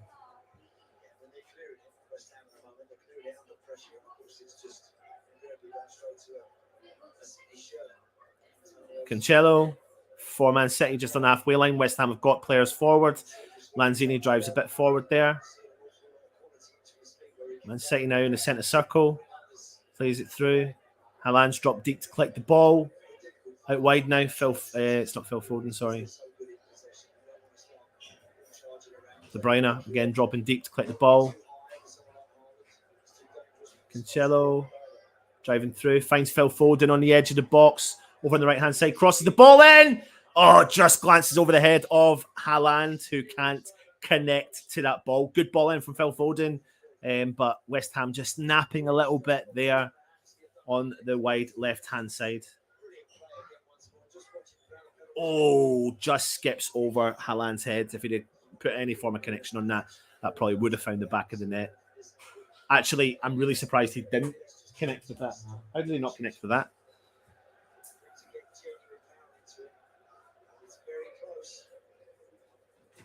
Slow build-up play from Man City. Everything that they tend to do, isn't it? Big ball over the top. Fabianski comes out, wins the header. Jack Grealish tries to smash the ball from distance. Haaland collects it. Fabianski was off his line. He's now back on. Kevin De Bruyne. Again, he collects the ball out wide. Gundogan.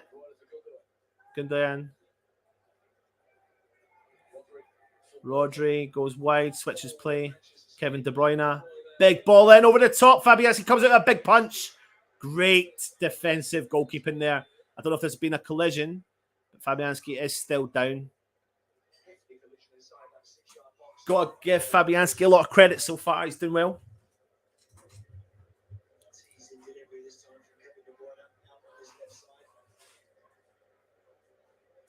Come on, you Irons. Dan72, how are you wearing a hat and a jumper in this heat? Well, yes, it's not so warm. It's not cold.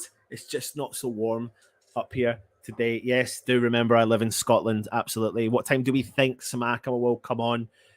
Listen, if the game stays 0-0, 20 minutes to go. Why not? There's not 4 feet of snow here today. Dan72, he is in Scotland. I know where he is. Still not hot there. One thing we'll test is fitness. Absolutely. They're taking a drink break as well. What a punch by Fab. Pretty much going the way we'd expect so far. Just need to figure out a way of creating a chance or two.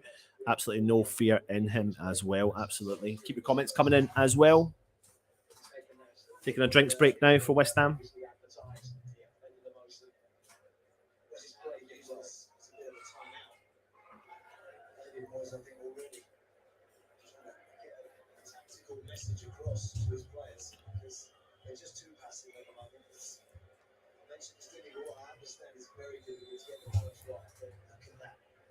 Fabianski just getting a bit of a breather. Completed passes, 197. That's ridiculous. 197 completed passes by Manchester City to 25 passes from West Ham. They're just showing the temperature gauge on pitch side, and it is 31.2 degrees as well. Scamacca is warming up on the sidelines. Everything you love to see in Gianluca Scamacca.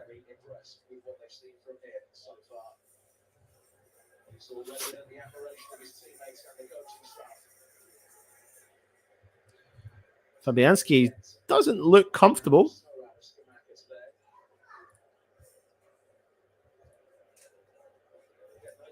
Do you think there's sameness?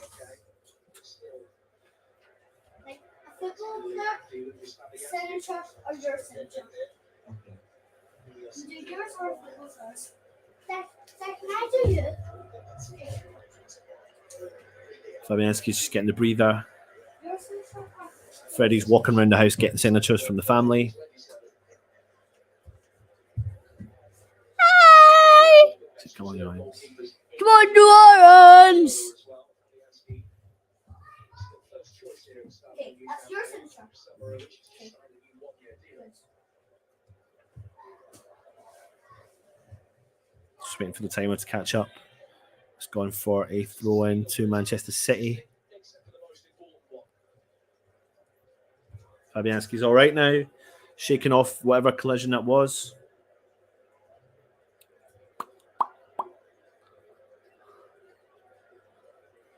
Cancelo for Man City.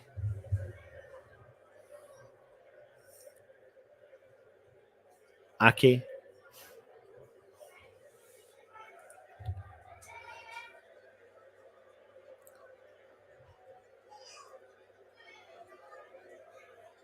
West Ham put a nice bit of pressure now on Man City when they've got the ball in their own half. Plays the ball back to Ederson again. Ederson plays the ball over the top, finds Jack Grealish out on the left-hand side. Tries to play a 1-2 with Gundogan, but doesn't play it back. And he plays the ball all the way back to Nathan Ake.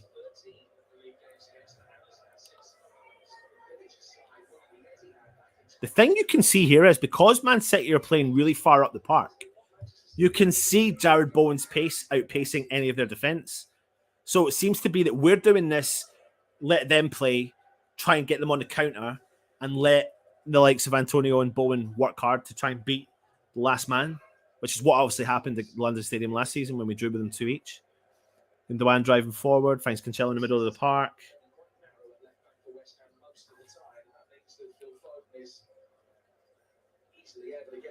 Manchester City just keeping a hold of the ball again. Piling those passes up. Kevin De Bruyne out on the right-hand side. Just patiently working their way. Ake. That wide to Glash. Just football players, because I haven't had a football player.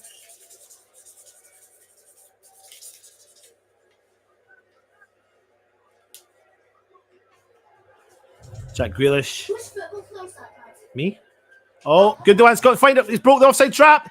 Oh, they've scored. It's Kevin De Bruyne. Oh, it's offside. Offside. Offside. Don't you worry about that. I thought there was something there. He broke down that defense too easy. I get sometimes it can be too easy. Let me just have a look here. Oh, yeah.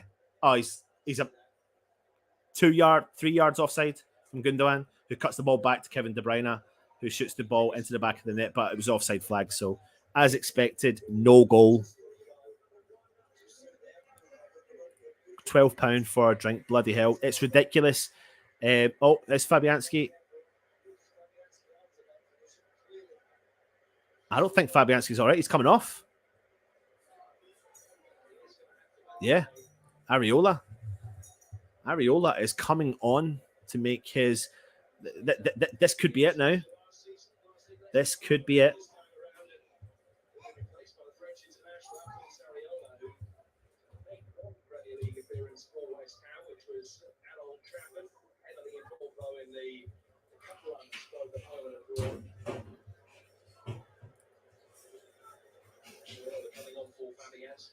Fabianski's taken a knock very early doors, and Areola comes on the field. So a forced injury. I don't know. That doesn't look great for Fabianski at all. He's limping off the park.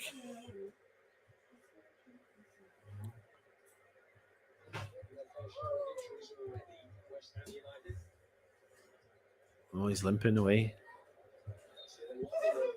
I got that first.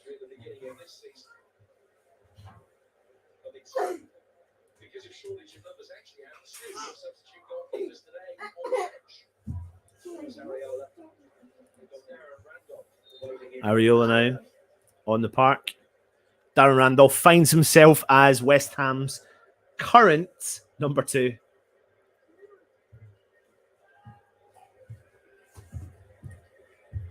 And Fabianski wouldn't go off for the sake of it either, so it's obviously something's niggled at him. Cancelo down the right-hand side, skips by one player, plays the ball to the back post. Creswell does well to hit the ball out.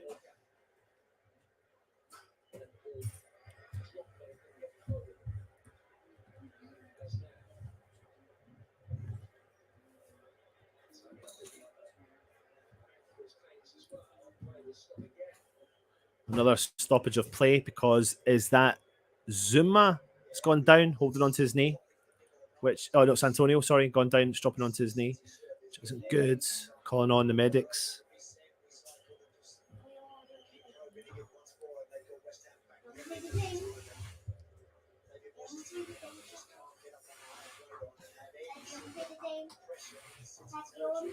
No, I'm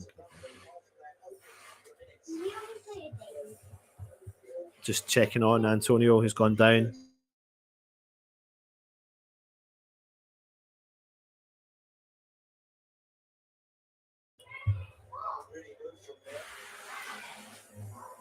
I don't know. There's a little slight collision, but he's kind of ran off, landed on it. That's the kind of concern, is the fact that he has landed on it, and it's not kind of like a collision.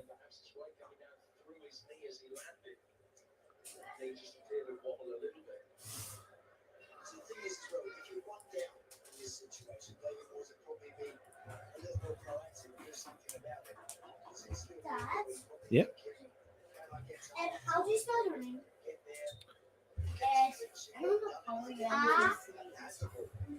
Then how do you spell your name?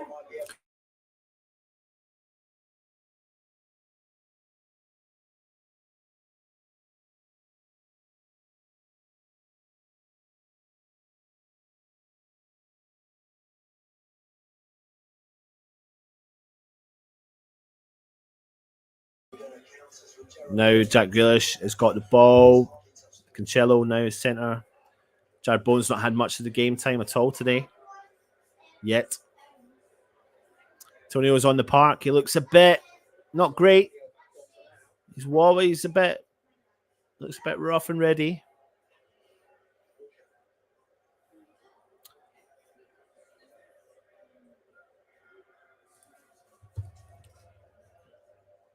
Ball gets played out to Cancelo down the left-hand side. West Ham are bunching players up on the defence. Grealish, Cancelo, Gundogan through the middle.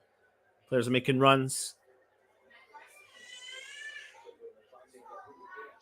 Now West Ham forcing Man City back into the centre circle again. Plays a big long ball, goes over the top, and it goes out for a West Ham win.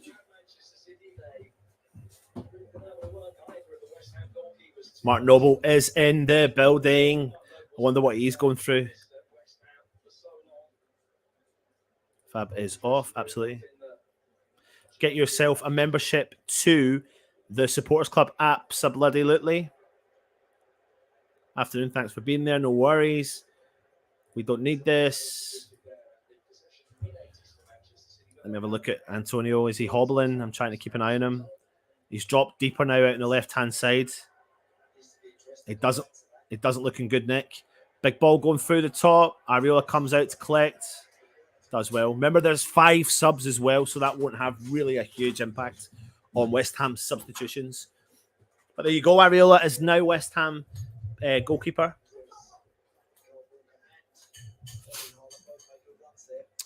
Zuma plays the ball out. He finds Declan Rice. Zuma goes long. Antonio tries to win the header. He's beaten. Souček brings the player down and gives away a free kick.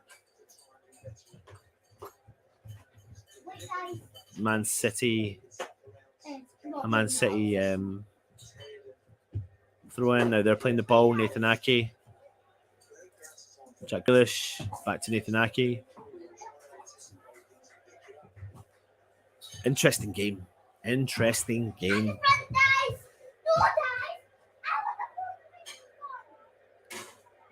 Man City now playing the ball. West Ham slowly but surely playing.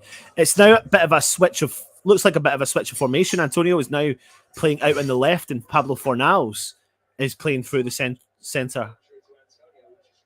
Whether that's a tactical decision cause of maybe he's taking a bit of a knock, I'm not sure. Oh, they're playing the ball through. Haaland skips by. Areola is brought down. It's given a penalty. Areola's brought down Haaland. You knew that was going to happen there. You could see it when the run was coming out. You could see when Areola was coming out that Areola was going to bring Haaland down. Penalty. Gundogan breaks our defence. It's a penalty. We've got no questions there about it, to be honest.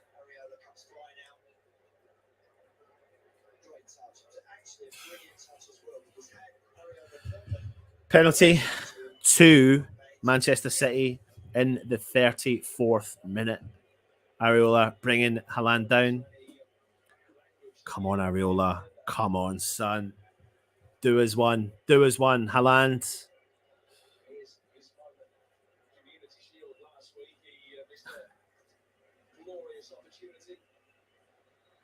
Haaland on a penalty spot. West against Areola. Places the ball down.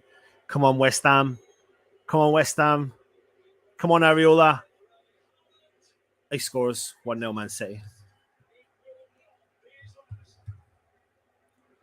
Penalty.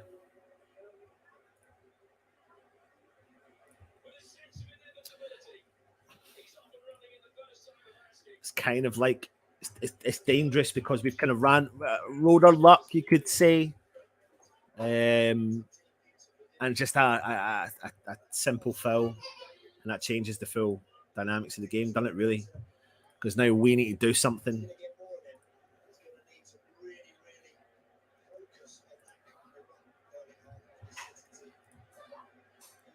Very frustrating. Very frustrating. I don't know. You can't really put the blame on Areola there, really, can you? He's more than entitled to make that. No one else was there covering his back. 1-0 Man City. I know. Thanks.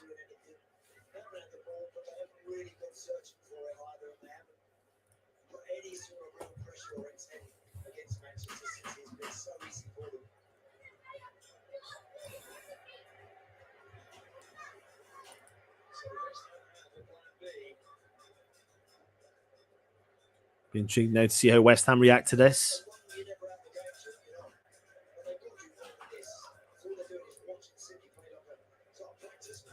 Yeah, I agree with the commentator there. Like, West Ham need to now do something with that.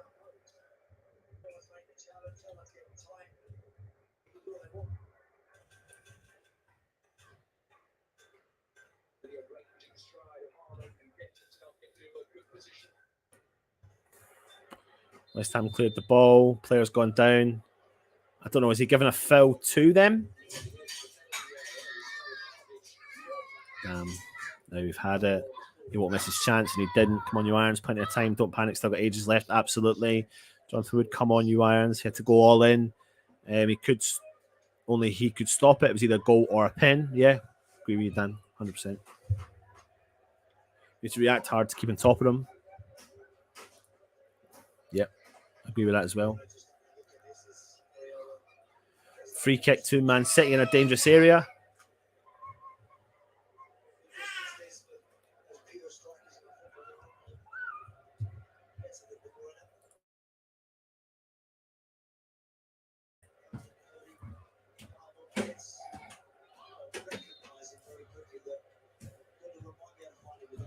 Free kick to Man City.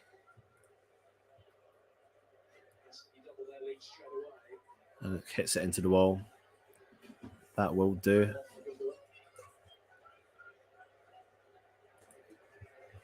Plays the ball back to Ederson now. Antonio still out on the left. Who's that? Gone through Lanzini through the middle. Bowen now on the right. West Ham just playing a bit more progressively forward, which is, I think, what we need to do. We need to definitely react, though, as soon as possible.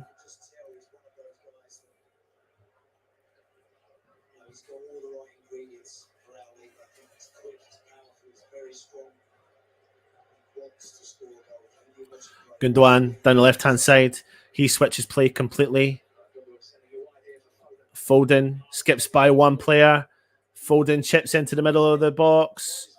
Cleared from West Ham. Jared Bowen clears the ball. And he knocks over Antonio. Antonio's gone down again. Diaz all over Antonio.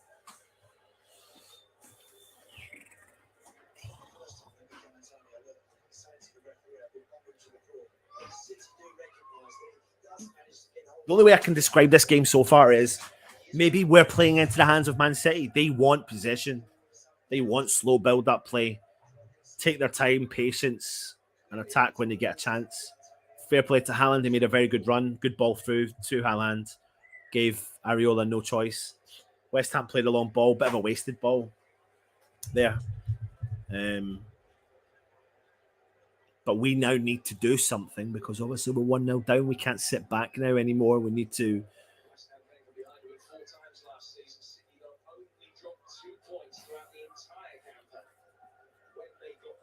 Man City now playing the ball from the back. West Ham are putting a lot of pressure now on the back defence.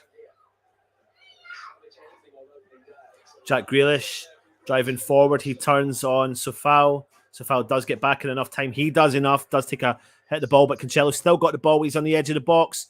Tries to nick the ball by Sofao, who deals with the ball really well. Chips the ball forward. Tries to find Jared Bowen, but it goes too far. And Gundogan gets the ball for Man City. They collect the ball and hold on to possession. Man City now in their own half again. 5 minutes to go in the first half. Manchester City lead West Ham 1-0 at the London Stadium. If you're new around here, please make sure you do go and hit that subscribe button. Shots on target so far for both teams. 1 for Manchester City, none for West Ham. Shots off target, 2 for Manchester City, 1 for West Ham.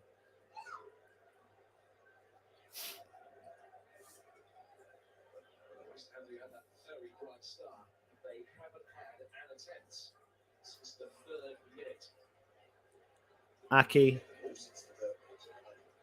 Grealish now out on the left-hand side. He's got a bit of space. Sofao's coming in there. West Ham have put a couple of players onto him. Drops the ball back to Cancelo. Looks like he's going to switch play completely over to Phil Foden. Ooh, it's a nice ball. Phil Foden collects it. Back heels it. Finds De Bruyne with a bit of space. Tries to find someone on the edge of the box. Fortunately, Jared Bowen's there. Plays the ball into Declan Rice, who does really well to bring that ball out from the 18-yard box.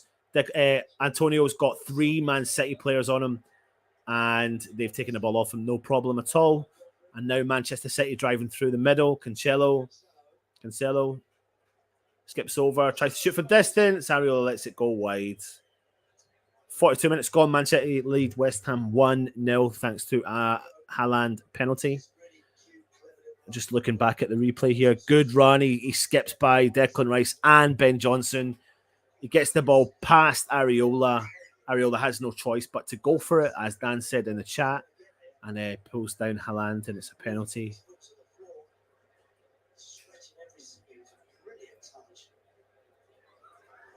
Oh, good pressure there from Antonio. This is it now for Jared Bowen. Oh, he anticipated an Antonio run. He played the ball out the wide right, and Antonio stood still and didn't make the run. It's a bit unfortunate, a bit frustrating. Antonio now chasing the ball back. He looks like he shrugged off any form of injury that he did have. De Bruyne has dropped deep to collect the ball. He switches play over and finds Jack Grealish, but it doesn't actually, and Sofao does really well. He plays the ball into Jared Bowen in the position he likes, front facing. Lanzini now gets the ball. First time we've really seen him for a long time. Plays the ball round the outside, finds Jared Bowen, who's trying to skip by Ake. He gets a goal kick.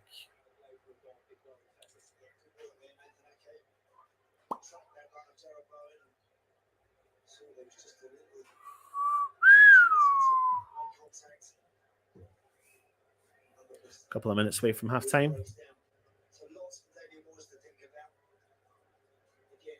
We do need to react hard to get on top of them, Jonathan, 100%. Got to keep pushing at them.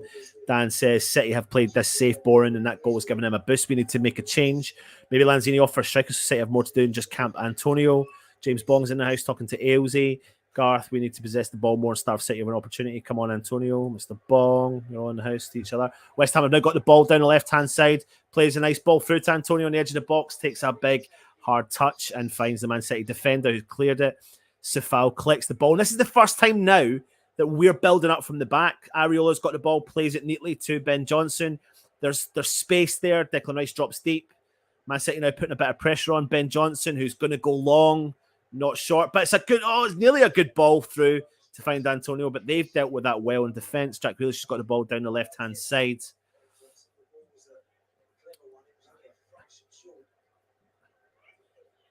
West Ham again, just slowly but surely now piling the pressure on in to Man City when they have the ball in their own half. Tommy Soucek does really well to collect that ball. Declan Rice collects it again, plays it back to Ben Johnson, who's going to take his time and play the ball back to Areola. He collects the ball in the 18-yard box. Zuma's there to collect the ball off of him. He drives forward, puts the ball into his left foot, plays the ball forward to Tommy Soucek, back to Zuma, plays the ball through to Pablo Fornals. Creswell plays a 1-2 with Fornals. He's got himself a bit of space. He's easily taking the ball off him there from the Man City defender. And they're now playing the ball again out from their back with the slow, boring build-up pace that they are doing the game at, controlling the game, really, you could say, dictating it from the back. Man City now driving forwards, switching play completely over to Jack Grealish. 4 minutes of added time in this first half.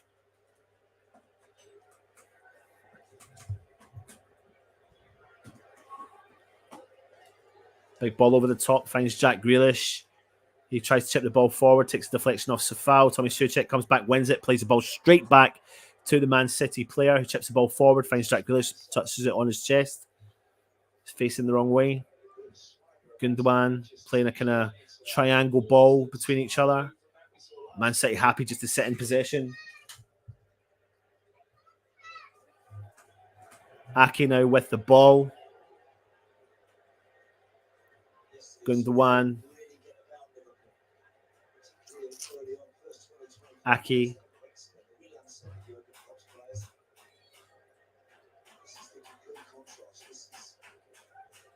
City just playing with the ball at the back again. Slow build-up play. Remember, we've got 4 minutes of added time. Jared Bowen cuts inside. Plays in. Kurt Zuma is on the centre circle, just coming over the halfway line. He's going to put the ball back to Ben Johnson. He's going to play in Declan Rice, who's now playing in the right back position. Declan Rice has got the ball again. Nice ball through to Soucek, who does a 1-2 with Fornals. Safal now down the right-hand side. Jared Bowen's made the run down the right-hand side. He's fouled, and West Ham have a free kick in a dangerous area.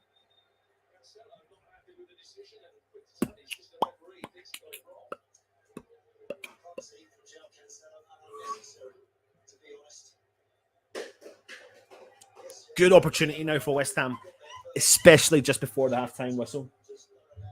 So make something of this. Get the big boys forward. Put the ball onto Tommy Soucek's head. Who got a yellow card there? Cancelo. That's good. Yeah, I think it was.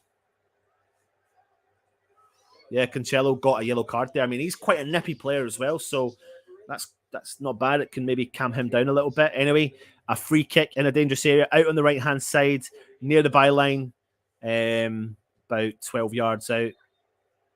Jared Bowen with an in-swinger into the box. Oh, it's too low. Doesn't even beat the first man. So frustrating. Ben Johnson. Just a big hoof forward, and Edison collects the ball. Disappointing free kick set piece there from Jared Bowen. Really, really disappointed with that. Jack Grealish now on the counter. He tries to play the ball forward. Thinks the Man City player has made the run, but he hasn't. And West Ham collect the ball.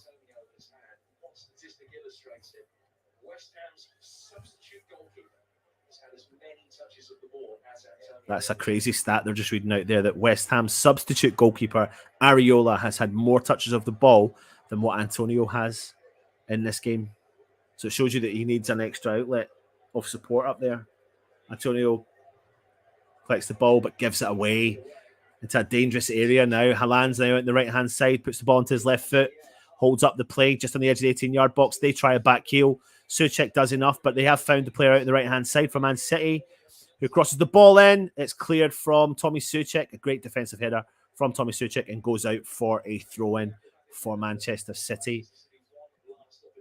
This is like probably the last opportunity of the first half.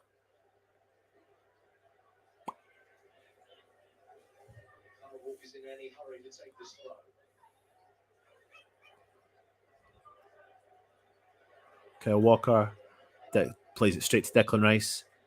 And there's the half-time whistle. Half-time at West Ham, 1-0 to Man City thanks to a Haaland penalty. Areola has been on for Fabianski. Not a huge amount to really report from the game. It's not been a great. It's been all dictated to by Manchester City, so it's been a frustrating start for West Ham. A penalty though, thanks to Haaland. He made a really good run, nicked the ball past Areola, and Areola brought the man down. Fabianski, like I said, went off injured. Areola's come on for him. We've had no real threat. We had a threat in the first 3 minutes. I think an Antonio header going over the top of the bar. But yeah, bit frustrating, but we need to do something a bit different because as the stat, and as I said to you there, Antonio's touched the ball less time than Areola, who has been a substitute goalkeeper. Anyway, as we always do, I will be back for the second half. Make sure you do come and join us for that and leave your comments. You can have a chin wag with each other in the chat as well. I will see you.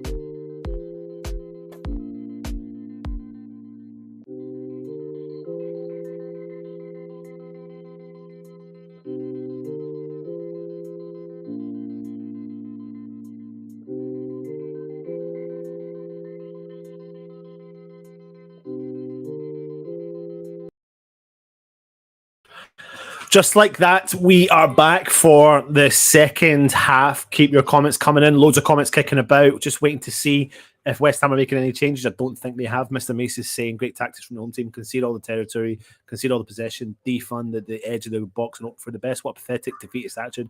At least have a go.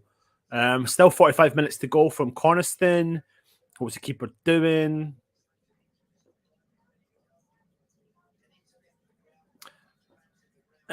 No substitutions from West Ham.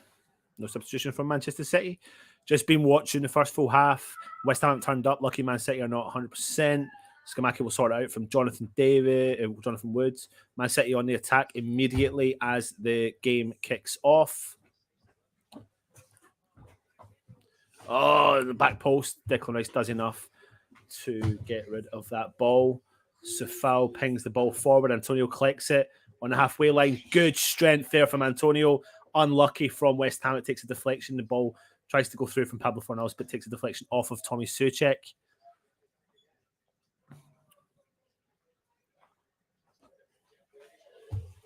Are they all in here? Yeah. Ake again with Man City. Antonio just hopefully a bit more further forward. Man City coming over the halfway line.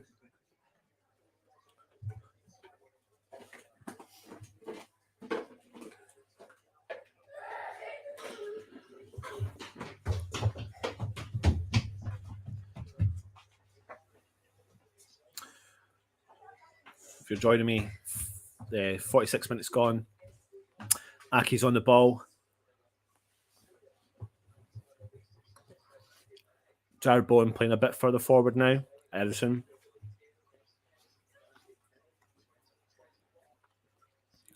Diaz. Edison's got the ball. He's happy just to sit on it. No one attacking him. Jared Bowen's now making a move. Ake. They want that. Everything they're doing is what they want. Phil Foden. Kyle Walker. Foden. Back to Walker. De Bruyne drops deep.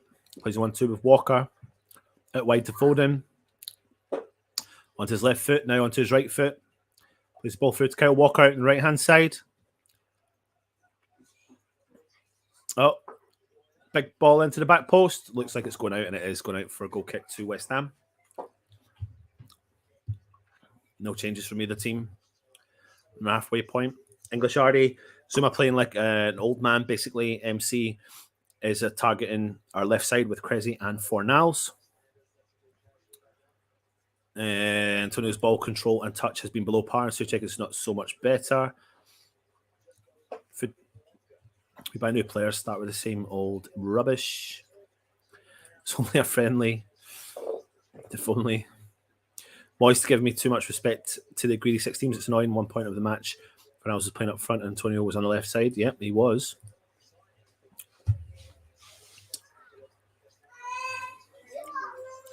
Man City now on the ball. West Ham trying to press, but they're getting out of these situations as you would expect with Man City. Ball over to Phil Foden on the right-hand side.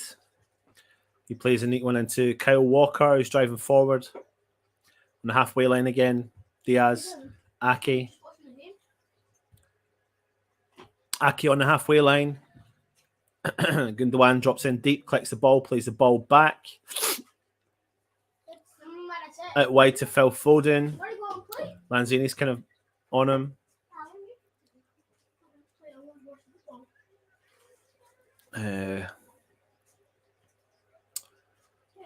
Switch play. West Ham putting the pressure on. Ake panics, kicks the ball out for a West Ham throw-in on the halfway line.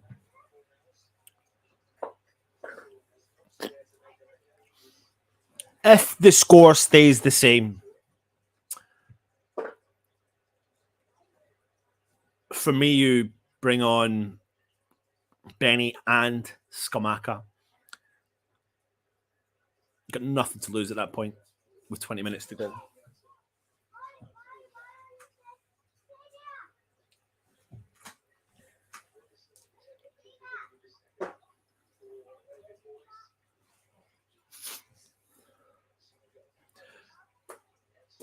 Ball sneaks through. Creswell and Ben Johnson get a little bit mixed up, but Creswell has he gone down? Is he taking a knock? No, he hasn't. Ariola's cleared the ball. Ball's just a bit all over the shop, to be honest. West Ham just need to get a hold of the play and hold a bit of possession. Declan Rice at Creswell gives the ball away to Man City. Lanzini piling the pressure on. Trips up Kyle Walker. Kyle Walker wins the ball back immediately. West Ham get a foul. No, he's given a foul to Man City. Played the ball early. 50 minutes gone. Man City win 1-0 at the London Stadium against West Ham. Next, a penalty from Haaland. Ake, again, Man City sitting deep. It's not exciting.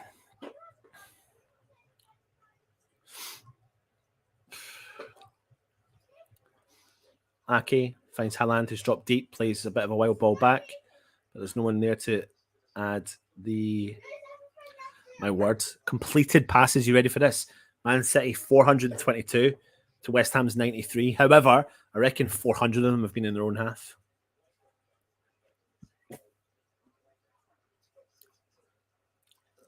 Grealish plays in. Gundogan on the left-hand side. Goes early. Cleared from Ben Johnson. He does well. Jared Bowen does enough. Pablo Fornals now at the right-hand side. Jared Bowen gets up. He pushes forward. Plays a ball. It's a tough one for Jared Bowen to get to. He's got the pace. Ake does enough to clear the ball out for a West Ham throw-in.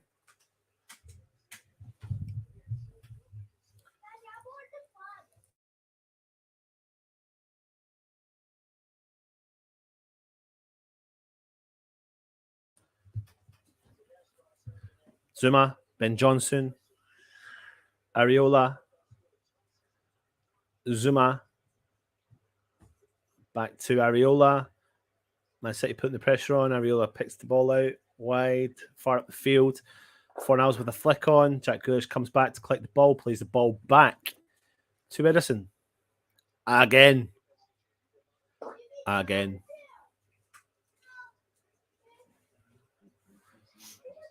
Ake.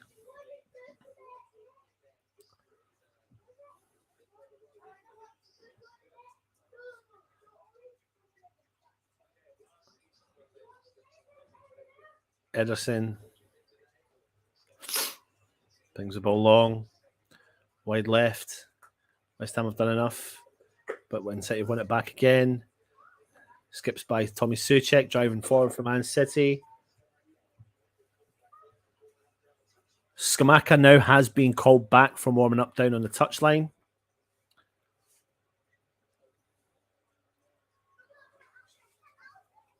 De Bruyne.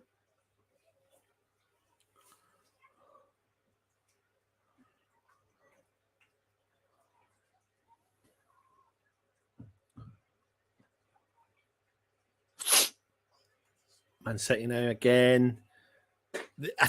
The reason why I can see someone like Scamacca coming on is because Man City are they're just playing. It's a dull game, so they're just holding possession back. They've given the ball away though to Lanzini. The dangerous. Oh, is it going to find someone?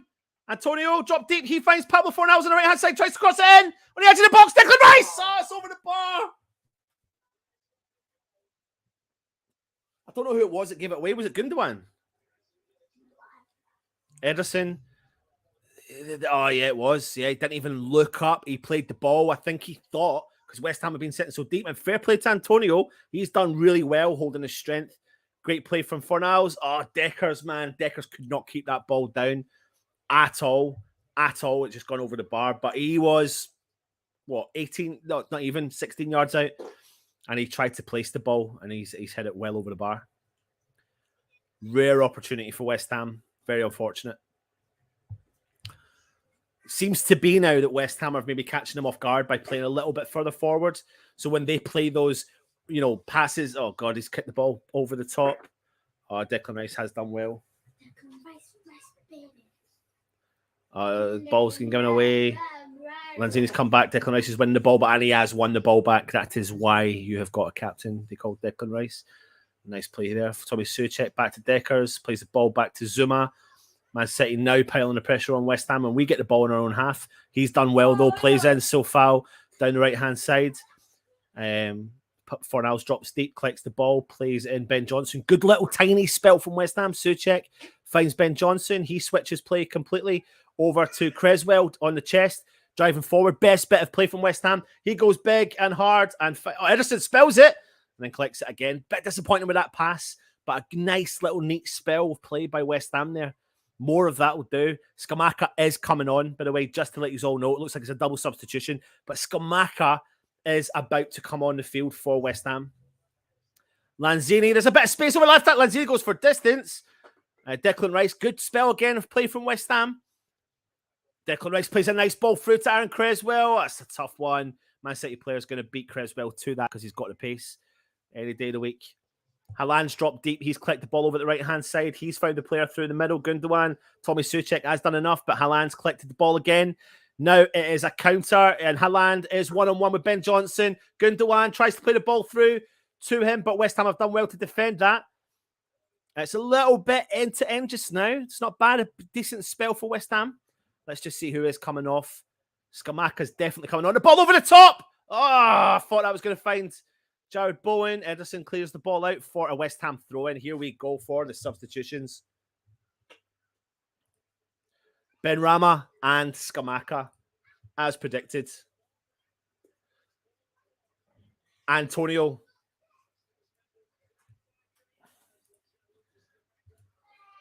Interesting to see now how he performs.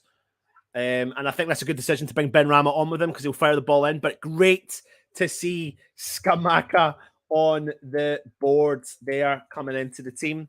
Who went off there for Benrahma? Lanzini.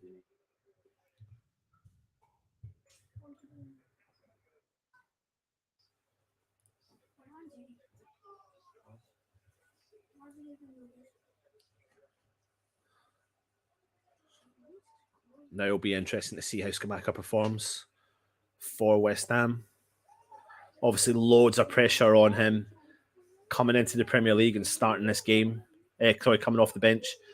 But it'd be nice to see this, what Gianluca is capable of, throw himself around.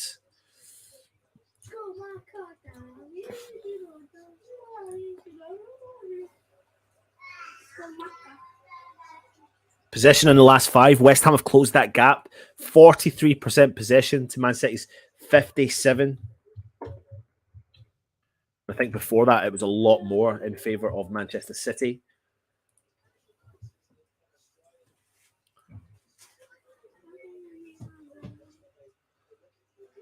Double substitution, early double substitution by Mr. David Moisey. Mr. David Moisey. I don't know if he is. Let's have a look here. Jared Bowen right through the middle there. I'm just going to put the team up as I see it, but there'll be maybe a little tactical decision change here. But Man City have won a corner.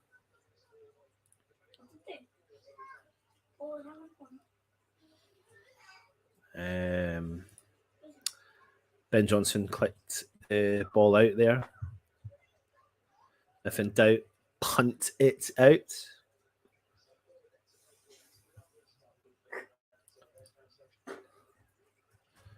Warm weather down south today. Now, the only thing is I don't have the number. Short up, and it's gone out for a goal kick.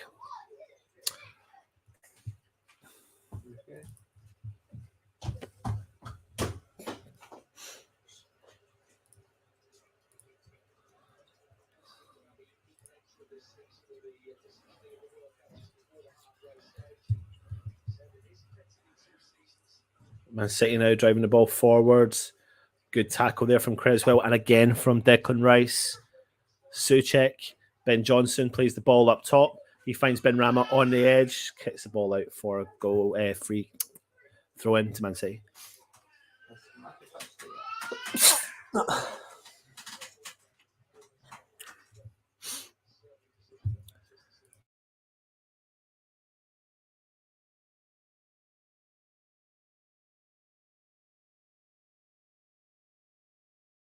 Hold up play. Big ball forward for Ben Johnson. Finds the ball. Aki does get over the top of Scamacca. Scamacca still not got a touch. Scamacca's dropping deep.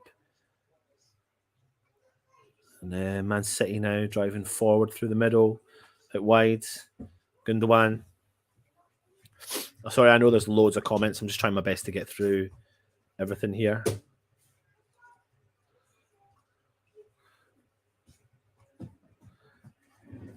Well, it's not that.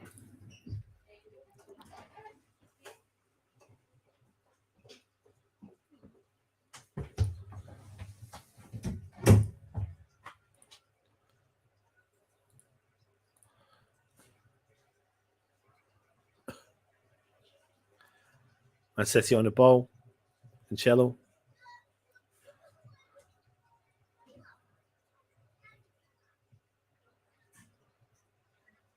Grealish.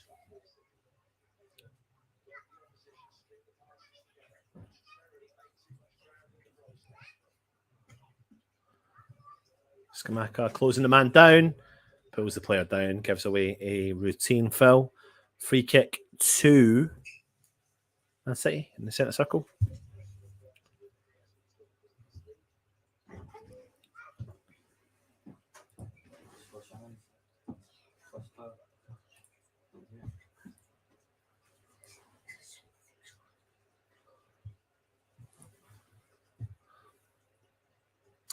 Man City then holding onto the ball again in the back of their defence. Benrahma trying to close the ball down. They're just holding the ball in the centre circle. Out wide. Just playing the ball again, trying to frustrate West Ham, going long. Phil Foden gets the ball. Haaland's in a bit of space. Oh, is it? Oh, my word. I don't actually have no clue. De Bruyne has played the ball in really early doors, really early. And it's kind of gone by everyone, including all the Man City players. And Haaland slides in, and you think he's going to get connection, and he doesn't. And I don't think Gundogan expects to get it. So he tries to kind of tap it in, but it goes wide. We were lucky there. I think it was Haaland went to slide in. He was sliding in. It kind of brought his foot back a bit, and it put them under pressure. But great win there from Scamacca. Pablo Fornal. Scamacca's made a run. Tommy Souček's opened up. He's driving forward out on the right-hand side. Big cross in. Down point! Oh, no! Down Benrahma tries to shoot. Emerson saves. Ooh. I tell you what. Scamacca's header seemed to put Man City under a lot of pressure there. A lot of panic. Grealish. Gundogan out on the left-hand side. Seagull is there marking him. Their slow build-up play is so frustrating to watch. So frustrating to watch. But it's so penetrating as well at the same time. Ball goes in wide right. Phil Foden. And he tries to keep it in. Does. Gives the ball to Creswell. Plays the ball through to Benrahma. He's got a bit of space and time. Plays the ball back to Declan Rice. 1-2. Benrahma plays the ball back to Zuma. Zuma plays it into Areola. Haaland's there, putting a bit of pressure on him. Areola goes a little chip forward. He finds Seagull out on the right-hand side. Plays the ball centrally through to Tommy Souček. Nice little spell from West Ham. He plays the ball out to the wide left. Benrahma collects the ball. He's driving forward. Creswell is there supporting him. He's going to play in Creswell. Creswell down the left-hand side. Crosses in early. Back post to Scamacca. Wins the header. Good header, but no one was there to get the backup chance. Souček, Scamacca's back up in the middle of the park. Big ball into the top. And Aki puts the ball away. Good spell from West Ham. This is what we want. You can see him being there, though. It's causing them a bit of a disruption, isn't it? Declan Rice plays the ball to Benny. Decker's again in the middle of the park. Switches play completely. Wide right to Seagull. Collects the ball. Does really well. Jared Bowen. He's on the ball. Declan Rice has a bit of space, but Jared Bowen plays the ball back to Zuma. West Ham holding the ball here. Bit of control, bit of possession. Creswell finds Declan Rice. He's got a bit of space. He drives forward on the left-hand side. He finds Benrahma down the left-hand side. Puts the ball to his left foot. Crosses it in. And it's headed away from the Man City defender. And Haaland has dropped. That's De Bruyne. And now Fornals is chasing the ball back to the keeper, Ederson. Scamacca goes out wide right. West Ham have had 6 attempts in total to Man City's 7.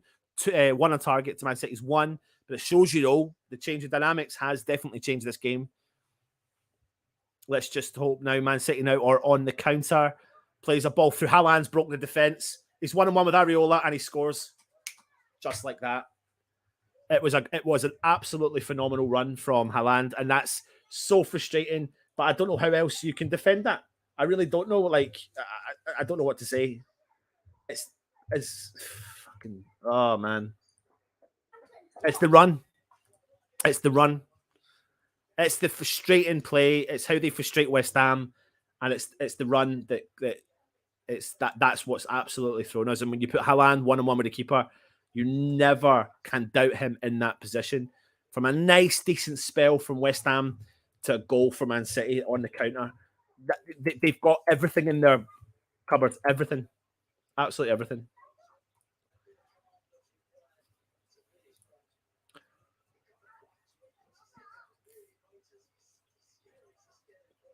He's just absolutely tore apart that defensive run there.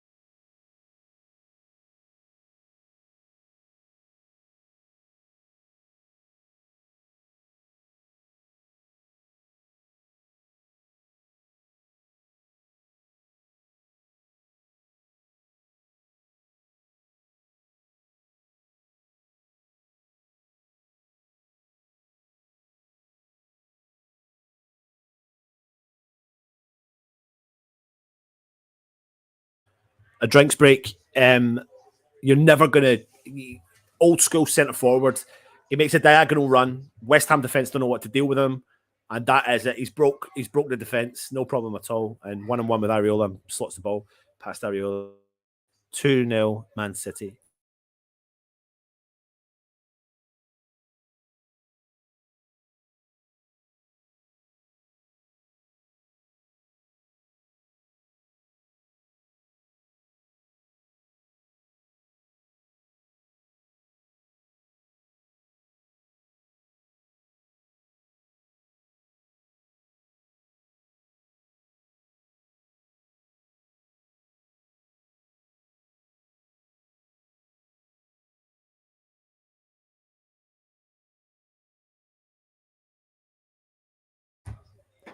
Just so frustrating. Old school centre forward. Just broke the lines. Defensively, it doesn't look... That'll do.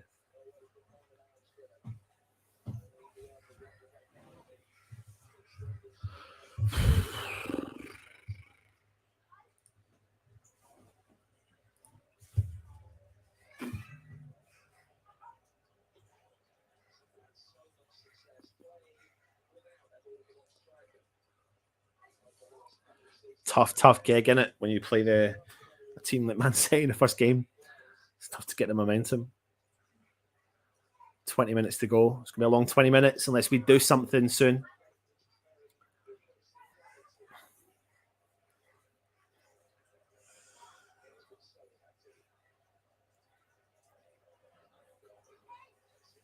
Man City just playing the ball around in the back.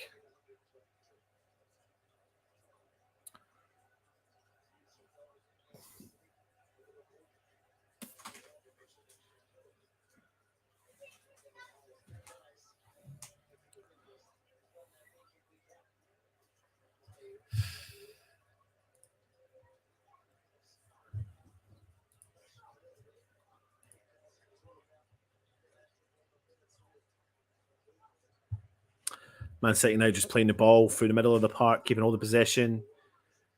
If West Ham are going to do anything at all, we need to do it now. Because if not, they're just building up. So they've built up the momentum. That's it. And that's what makes it tougher to deal with.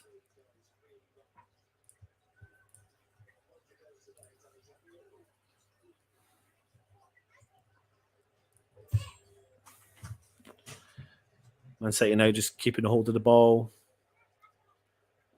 Driving forward, 18-yard box. Gundogan skips by Declan Rice, no problem. On the overlap, Man City have got the ball. Big ball in over the top. Zuma heads the ball away. Haaland makes the run. Front post.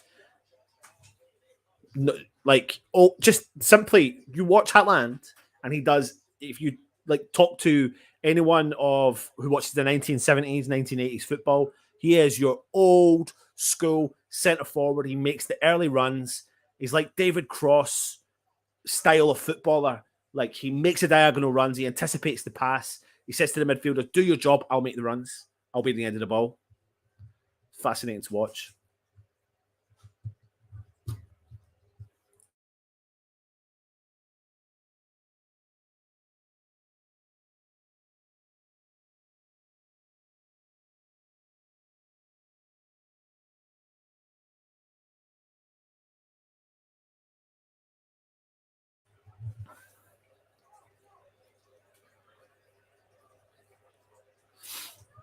Man City now with a build-up play.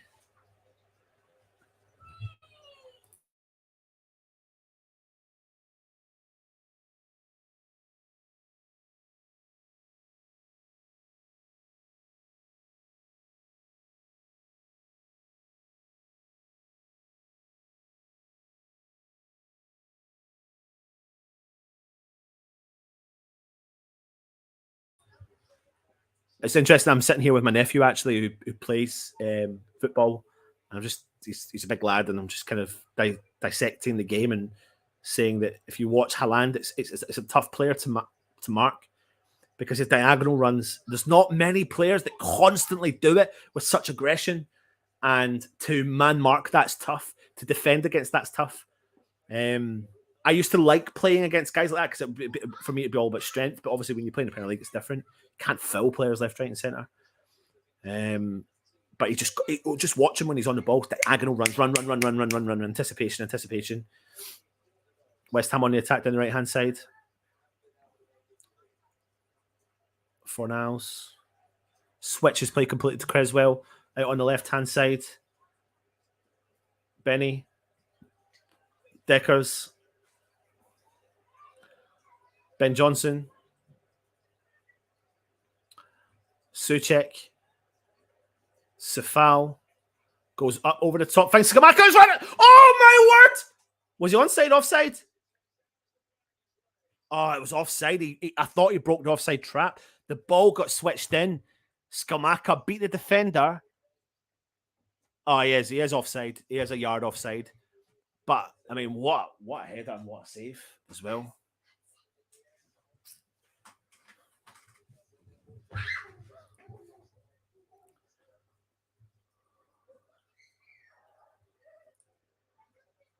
Haaland is too peak for defenders. And it's his first game in the Premier League, and he's banged in 2 goals. And he caused the first goal, really. We were meant to remember this is not a starting lineup. How we miss Aguerd, we can see. Absolutely. I think Moyes has said it from day dot, like, we are not done in this market, and you can see that. And I'm trying to be mindful of the fact that we are playing Manchester City. I'm not getting carried away with this. Manchester City frustrated West Ham, 1,000,000%. No ifs or buts about it. Anyway, West Ham have won the ball back. Pablo Fornals. Are you offside, Benny? You're offside, mate. Oh, it's so easy. So blatant. He didn't check. He didn't look. Didn't look on his line. He didn't look. That's the frustrating thing about Benny. I'm sorry. I don't want to start on it. So I'm not going to start on it. But it is frustrating.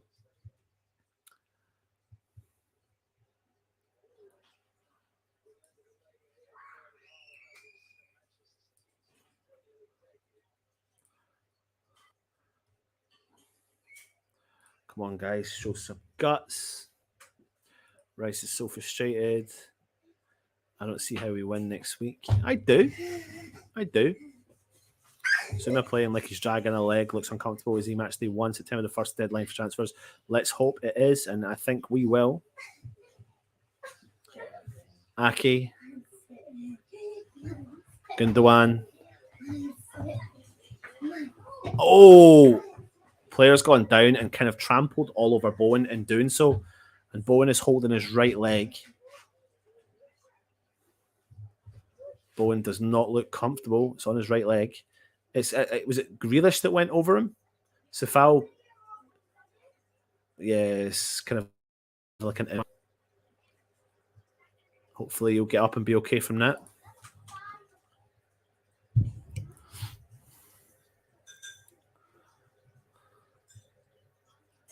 I've always said about Zuma that I always think that he's a style of player that he looks like he's got a long-term injury and he's got a problem there.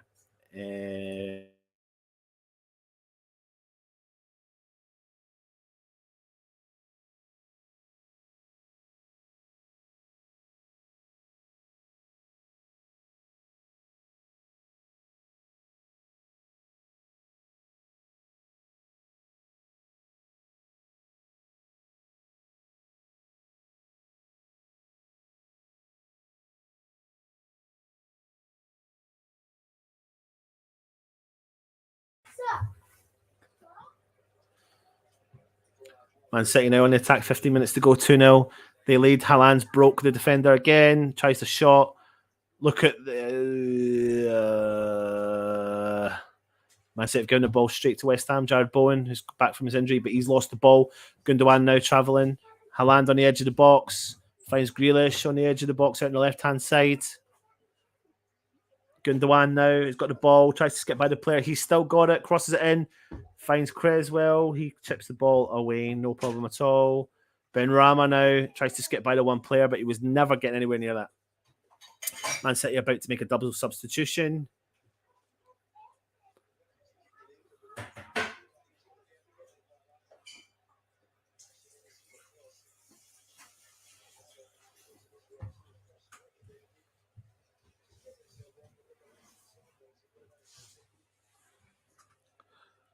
Double substitution looks like for Man City, who again are frustrating West Ham.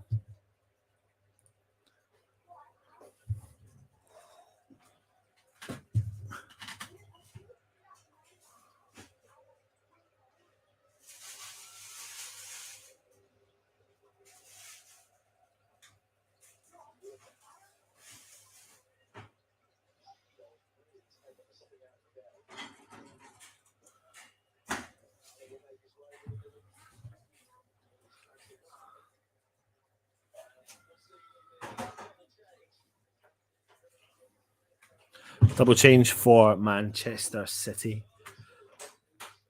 Bernardo Silva is coming on.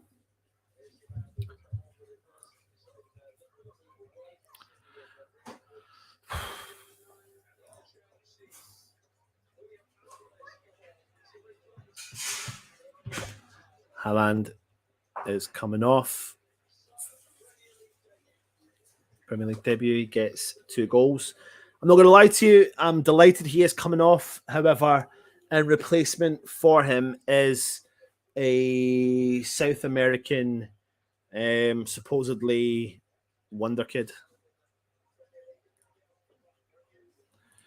who is also someone that any team in this league needs to watch.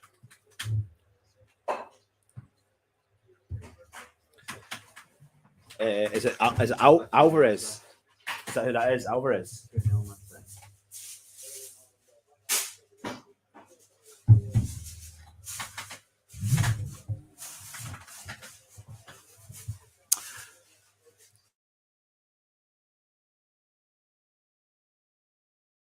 Scamacca.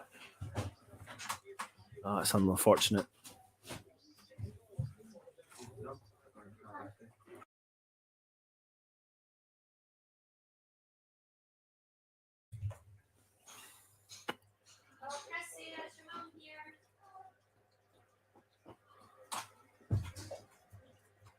Man City now get hold of the ball, just keeping it again, frustrating us. Freddy's here.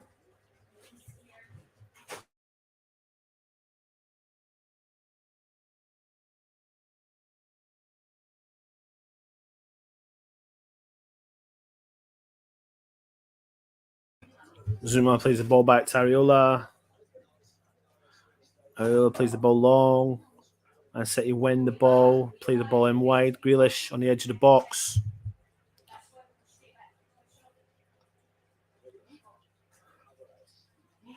Alvarez.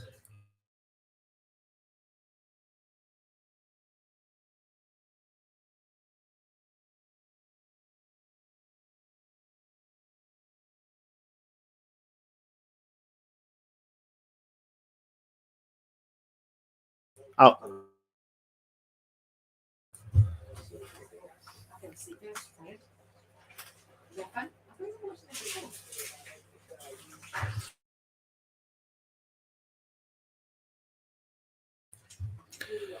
Man City doing the usual, frustrating West Ham. There. 10 minutes to go. Man City 2, West Ham 0.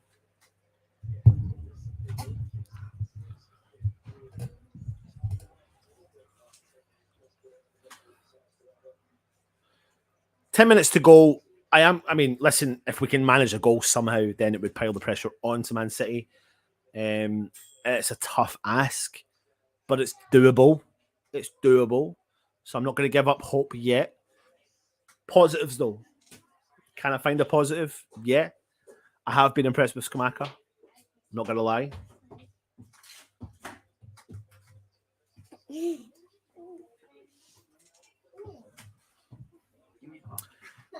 But that's it. It's not great. Scamacca wins the header, not a problem at all.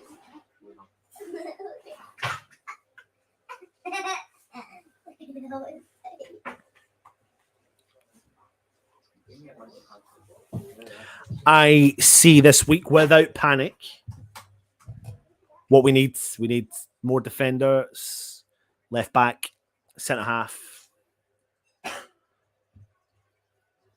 Two centre halves.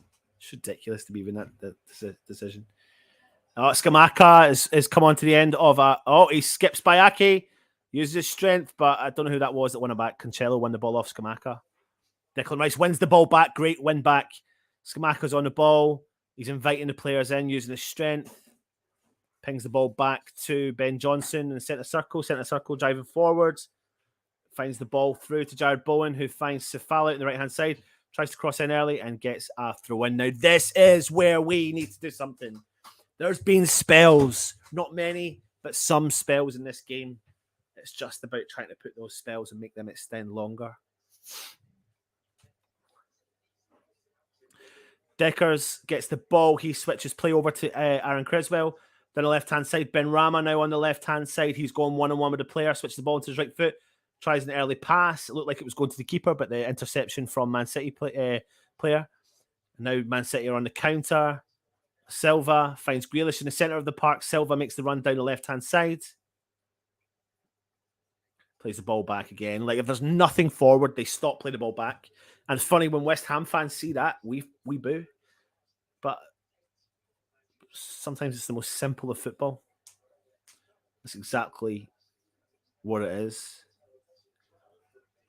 Like, nothing on, play the ball back. Nothing on, play the ball back for Man City. Now it's back with Aki. Play football forward. Nothing on, play the ball back. Aki, back to De Bruyne. Head up, moves forward, slowly moving forward, seeing something. Out wide, left. Grealish, nothing on, play the ball back. Nothing on. He's going to play the ball back. Cancelo, he's got nothing on. He's probably going to play the ball back to Aki. Or back to Ederson. Back to Aki as predicted. He's looking up and he plays the ball back to Ederson. Nothing on. He can't play it back, but he can play it forward to Aki. Slow build up pace. Build it out from the back. Plays it back to Ederson because there's nothing on in front of him. But it's frustrating West Ham. Ball to Aki. He's slowly coming out. Slowly coming out. No one's really putting pressure on. He's managed to travel about 20 yards. Jack Grealish dropped deep. Nothing on. He plays it back to Aki. Nothing on. He plays it back to the defender.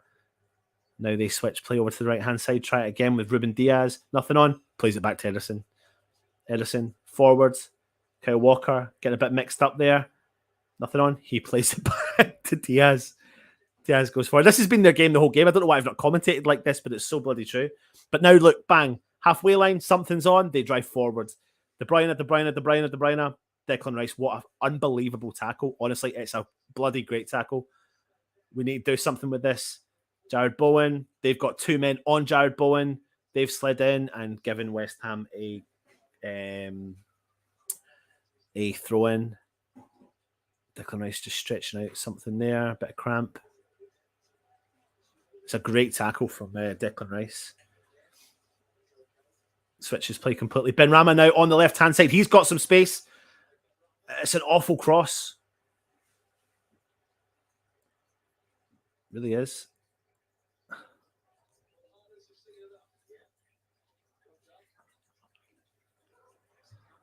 And they've just dispossessed. There's no problem at all. And won a foul in their corner. Blech. Phil Foden.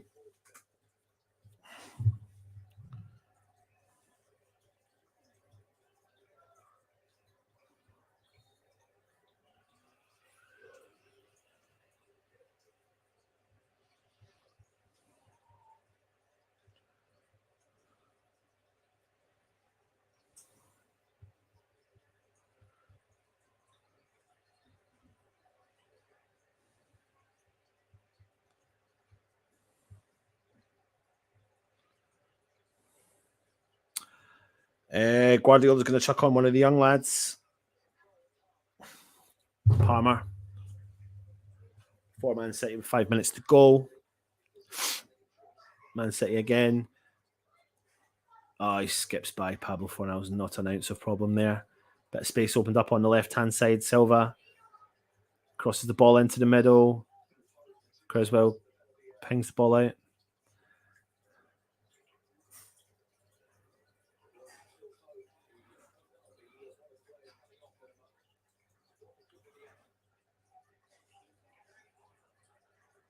Another double substitution for Man City, actually. It's not just Palmer.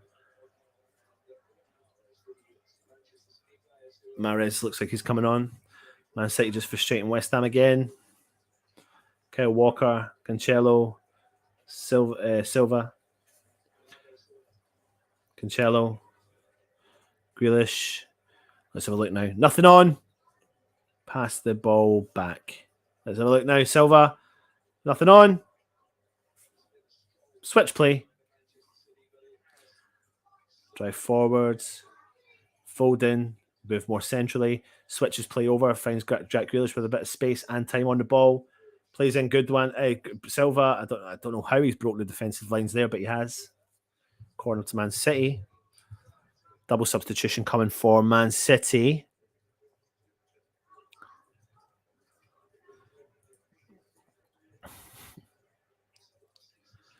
Declan looks annoyed. Moyes management has had all summer to correct this one, to be honest. I might be annoyed too.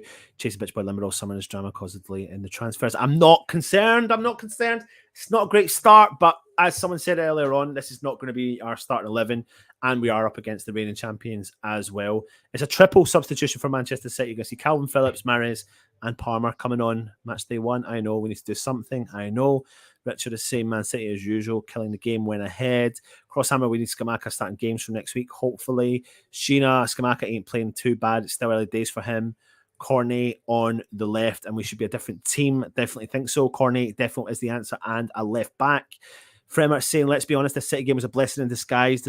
We do not look ready yet, and losing to City doesn't raise eyebrows. If we lost to Brentford, it's worse. Great point. Very, very good point, Fremer. Declan tackle on De Bruyne, beautiful, love it, absolutely. Vinay, Scamacca showing some good touches. He won't waste the ball. I agree with you. Big ball in, and West Ham have cleared the ball. 2 minutes to go.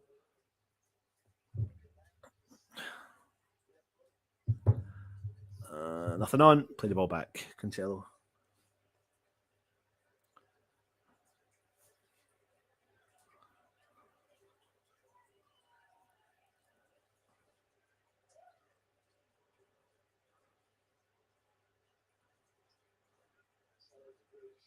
Grealish.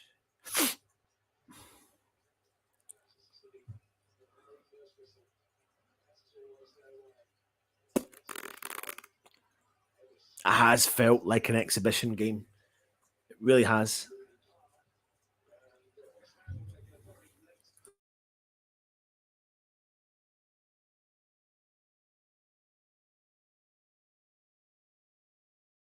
West Ham are actually making a double substitution ourselves. Flynn Downs and Connor Coventry coming on the field.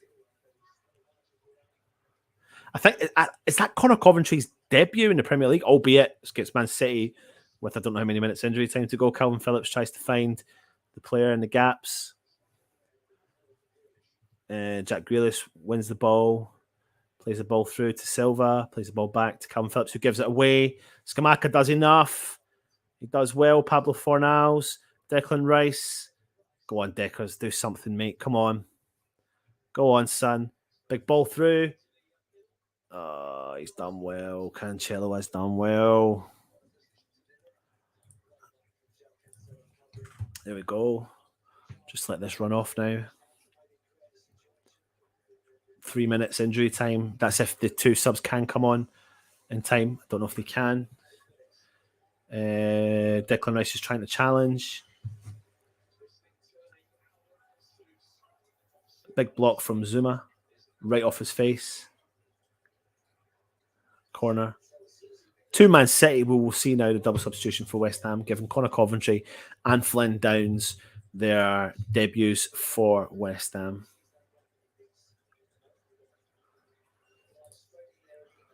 Hammer time. We still shouldn't let them toy with us like they are. Neil Turner, we're too light in tackles, not fight for West Ham. Neil Turner, Zuma's clumsy and sluggish like Diop. I don't think he's sluggish. I think, well, maybe I get your point. I don't think he's like Diop. I think what I've noticed with Zuma is that I think that's why we signed Aguerd. I think Aguerd and Zuma would have complemented each other very, very well. But unfortunately, we don't have that, and we don't have the strength and depth in that centre back position. We've got aging centre halves as well. So I think he's going to be in the market, big style. He's probably notified who they're looking for. Did the subs get made? I don't know. Yeah. Aki wins it. Has he won? I don't know if he's making. Is he going to make it or not? I think he is.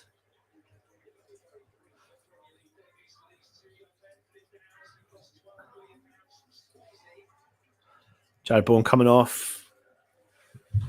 Flynn Downs and Connor Coventry coming on to make a minute contribution.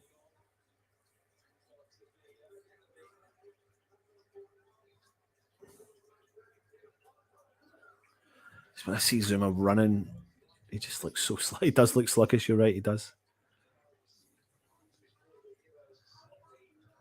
Scamacca wins that ball really well.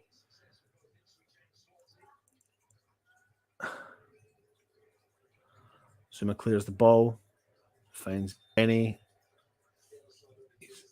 He's offside.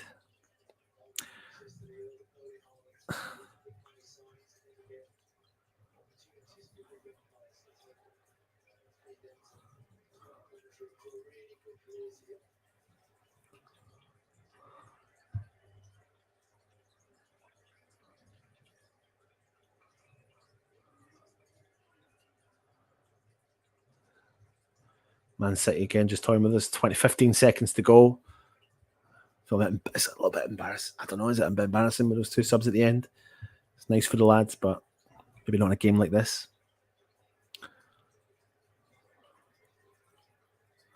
Aki. Man City. Just toying with West Ham. Kyle Walker, our referee's going to blow the whistle any second now.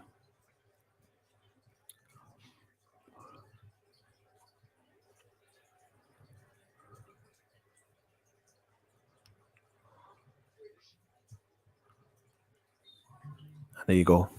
Full time. West Ham lost 2-0 to Man City, thanks to a double from Haaland. I agree with that a bit, actually.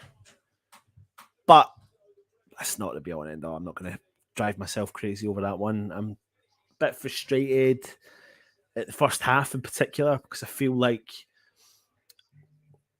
they were so slow and dull at attacking West Ham. They were so patient. They were waiting for that killer instinct, and they got it a couple of times. And that's really what hurt West Ham. And I feel like I'm not taking anything away from Man City. They dominated possession. They dominated the passing. But it was a kind of dull attacking approach. It was a tactical bit of genius from Pep Guardiola. He looked at West Ham and he thought, I'm going to frustrate the living daylights at you. You just don't know how to frustrate me.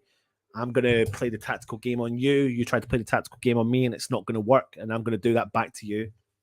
And he's done it with an abundance. He's frustrated West Ham from minute one. They've held on to the ball. I think if you look at the stats, it's a ridiculous amount of stats that show that Man City had so many more touches to West Ham's touches. But to be fair, most of those touches came in the Man City half. And that just shows you that they're patient. And I think what second half I particularly commented by saying, nothing on, play the ball back, nothing on, play the ball back, nothing on, play the ball back. And West Ham fans get frustrated by that. But sometimes that's what's needed because there's nothing going forward. You're going to have to frustrate the opposition and try and go forward. The one thing I'll say is Haaland is a different breed. He does look like the real deal. His running was phenomenal. Is his running more than finishing and anything else? He tore apart West Ham's defense. He made two absolutely pure quality, old school centre half runs that absolutely shredded our defense to pieces. And because he made those runs, he created a foul from Areola. Well, can't really blame Areola for that. He had to come out for it. And then secondary, he had a great run, and then he slotted the ball past Areola to make it 2-0. So their particular style has caused West Ham loads of problems. Now, I'm not going to get frustrated. I am frustrated, but I'm not going to get carried away with it because Man City was always going to be a tough ask. It always is going to be a tough ask. I'm a positive West Ham fan, of course. Next week's the big test because I don't see this team starting next week. I really don't. I think Max Cornet, as you've said in the chat, really offers us a different outlet on the left-hand side. Worried about the centre-backs. I think we definitely need to do some business this week immediately. I wouldn't be surprised if you see us pick up pace over the next day or so, and it can't be going into Wednesdays and Thursdays because we need players in this door ASAP. Creswell pace isn't there. We've known that for a while. I can't massively fault our defense today. I really can't. I think we kit them out as such because in theory, I think they only had 2 or 3 attempts on target. Areola didn't really have to do a huge amount. It was just 2 clinical bits of play that destroyed West Ham and their approach. I'm going to call it as it is. It was a dull, boring, tactical performance from Man City that won them the game today. Dominating, yes, absolutely. Held most possession, played the ball in their own half. But when nothing was on, they played the ball back. It's not progressive football, but maybe they just needed to get that under their belt and get the result that they needed. It actually felt like a pre-season game. And in actual fact, I think maybe Guardiola dictated that today because they've only had 2 pre-season games and a Community Shield. And obviously coming off the back of the Community Shield, when they got defeated, it wasn't great. So they knew they needed to get off the line. And when you look at the results over at Liverpool and obviously Aston Villa, and you look at all the other clubs coming up there and challenging for something, they needed to get off the mark. They got themselves a clean sheet and they got 2 goals. And they got that by doing what they did, which is frustrating West Ham. So fair play to Guardiola for that. It was the tactical bit of business. I'm not going to panic. I don't care what people say. I really don't. I get it. I get why people are frustrated, but I'm not going to panic. We know we're going to go into the market, and I think that we are going to be a different unit. If I had to take positives, if I have to take a positive, Scamacca, I think he's going to cause teams problems. I really, really do. He looks like he is. He's a good player. He really does look like he's a good player. Dad's in the house. Hope you're well, Dad. It's not a great result. Bit frustrating. Did you watch it? Let us know. Got Shay here as well. He's kicking about. Say hi to Granddad. There you go. We are still in pre-season. Yeah, but the thing is, we're in pre-season, and I think that's why Man City were delighted because it feels like we're in pre-season because they used this game. They used West Ham today. Absolutely. Mandy says, judging by pre-season games with the same lineup, it would have been a miracle if we'd have got anything from this game. Like I said, match day 1 from now on, same old greedy 6. Too much respect from Moyes. We didn't have enough fight. It's annoying. Wasn't expecting a win, but more fight would have been good. I do agree with that. Definitely more fight, more determination. Man City simply have better players than us. End of. Need to improve passing and keeping the ball. Yeah, I completely agree with that as well. I find that we are lacking with this current team, lacking that creative spark. Lanzini was quiet today. The ball missed him. Fornals was quiet today. The ball completely bypassed the game, bypassed them as well. First game against the champions. Always going to be tough, Howard. Always going to be tough. Vinny, Man City may well be the best team in the world. They could win the World Cup. No, it's not. I know you're bantering, mate. I know you're bantering.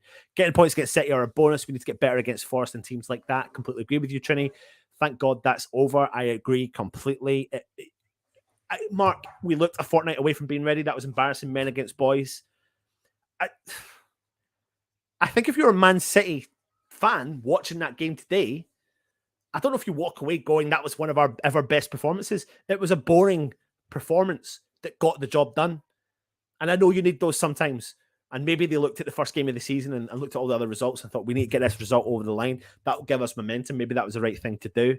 West Ham don't like the playing the back. Man, I'm telling you now, Man City played that ball back so much. Yes, it got them the 3 points, but it's not the all singing and all dancing, top-notch performances. The difference was Haaland. If they didn't have Haaland, I'm telling you now, if they didn't have Haaland, they would have dominated their passing. They would have dominated possession, but they wouldn't have put the ball in the back of the net. They really wouldn't have. They really, really wouldn't have. I'm not trying to slag them off. I'm just saying, no, it wasn't a great performance by West Ham, but the Haaland was the difference today. Absolutely. Alex expected, can't tell too much from that. 2-0 loss, but the end of the world, they will learn from this, I'm sure of it. John Paul said, stop getting frustrated. Victor says, we will have a good season, not unexpected.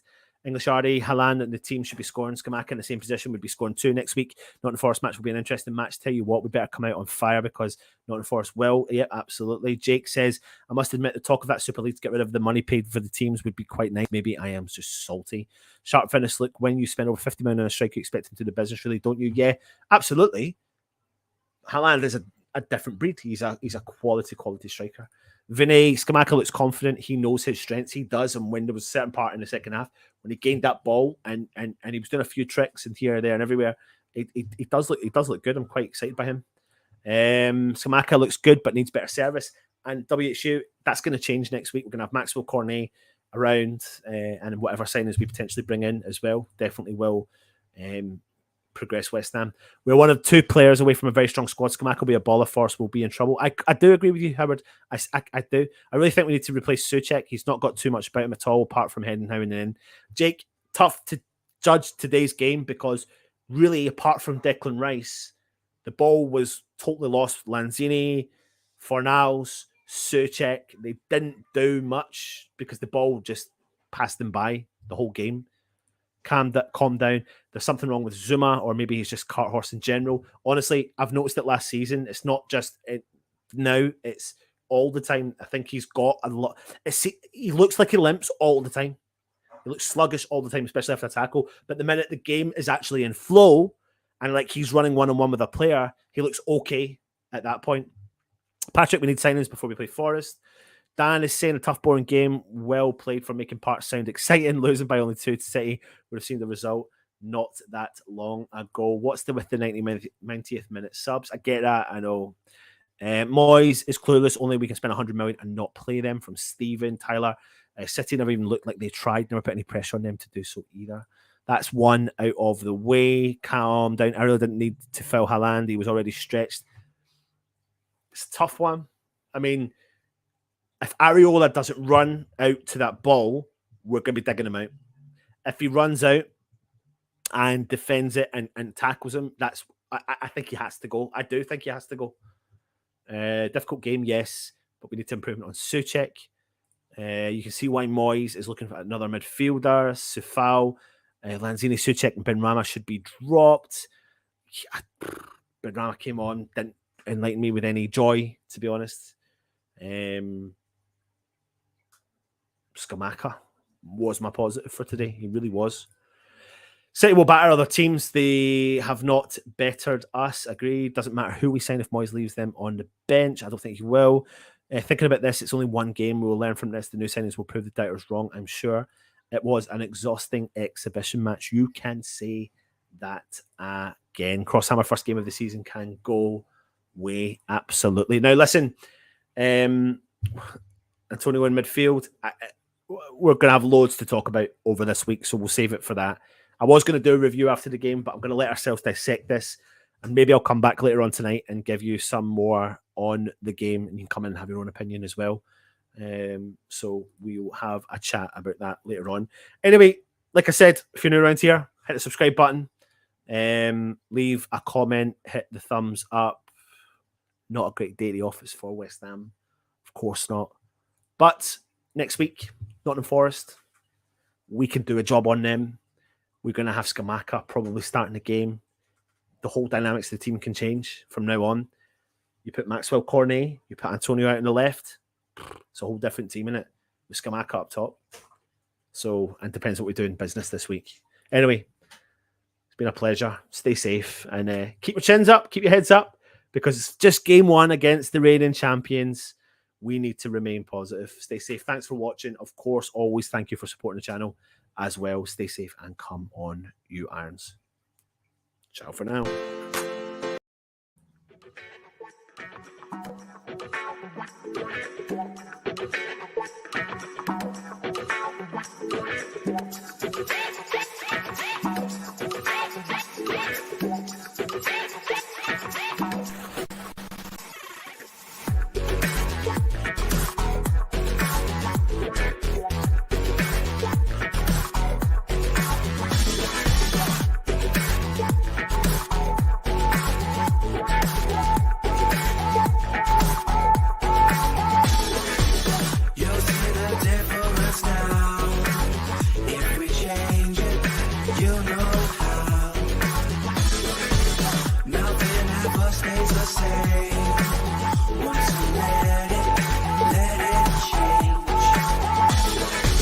It's like a family tree, all of you.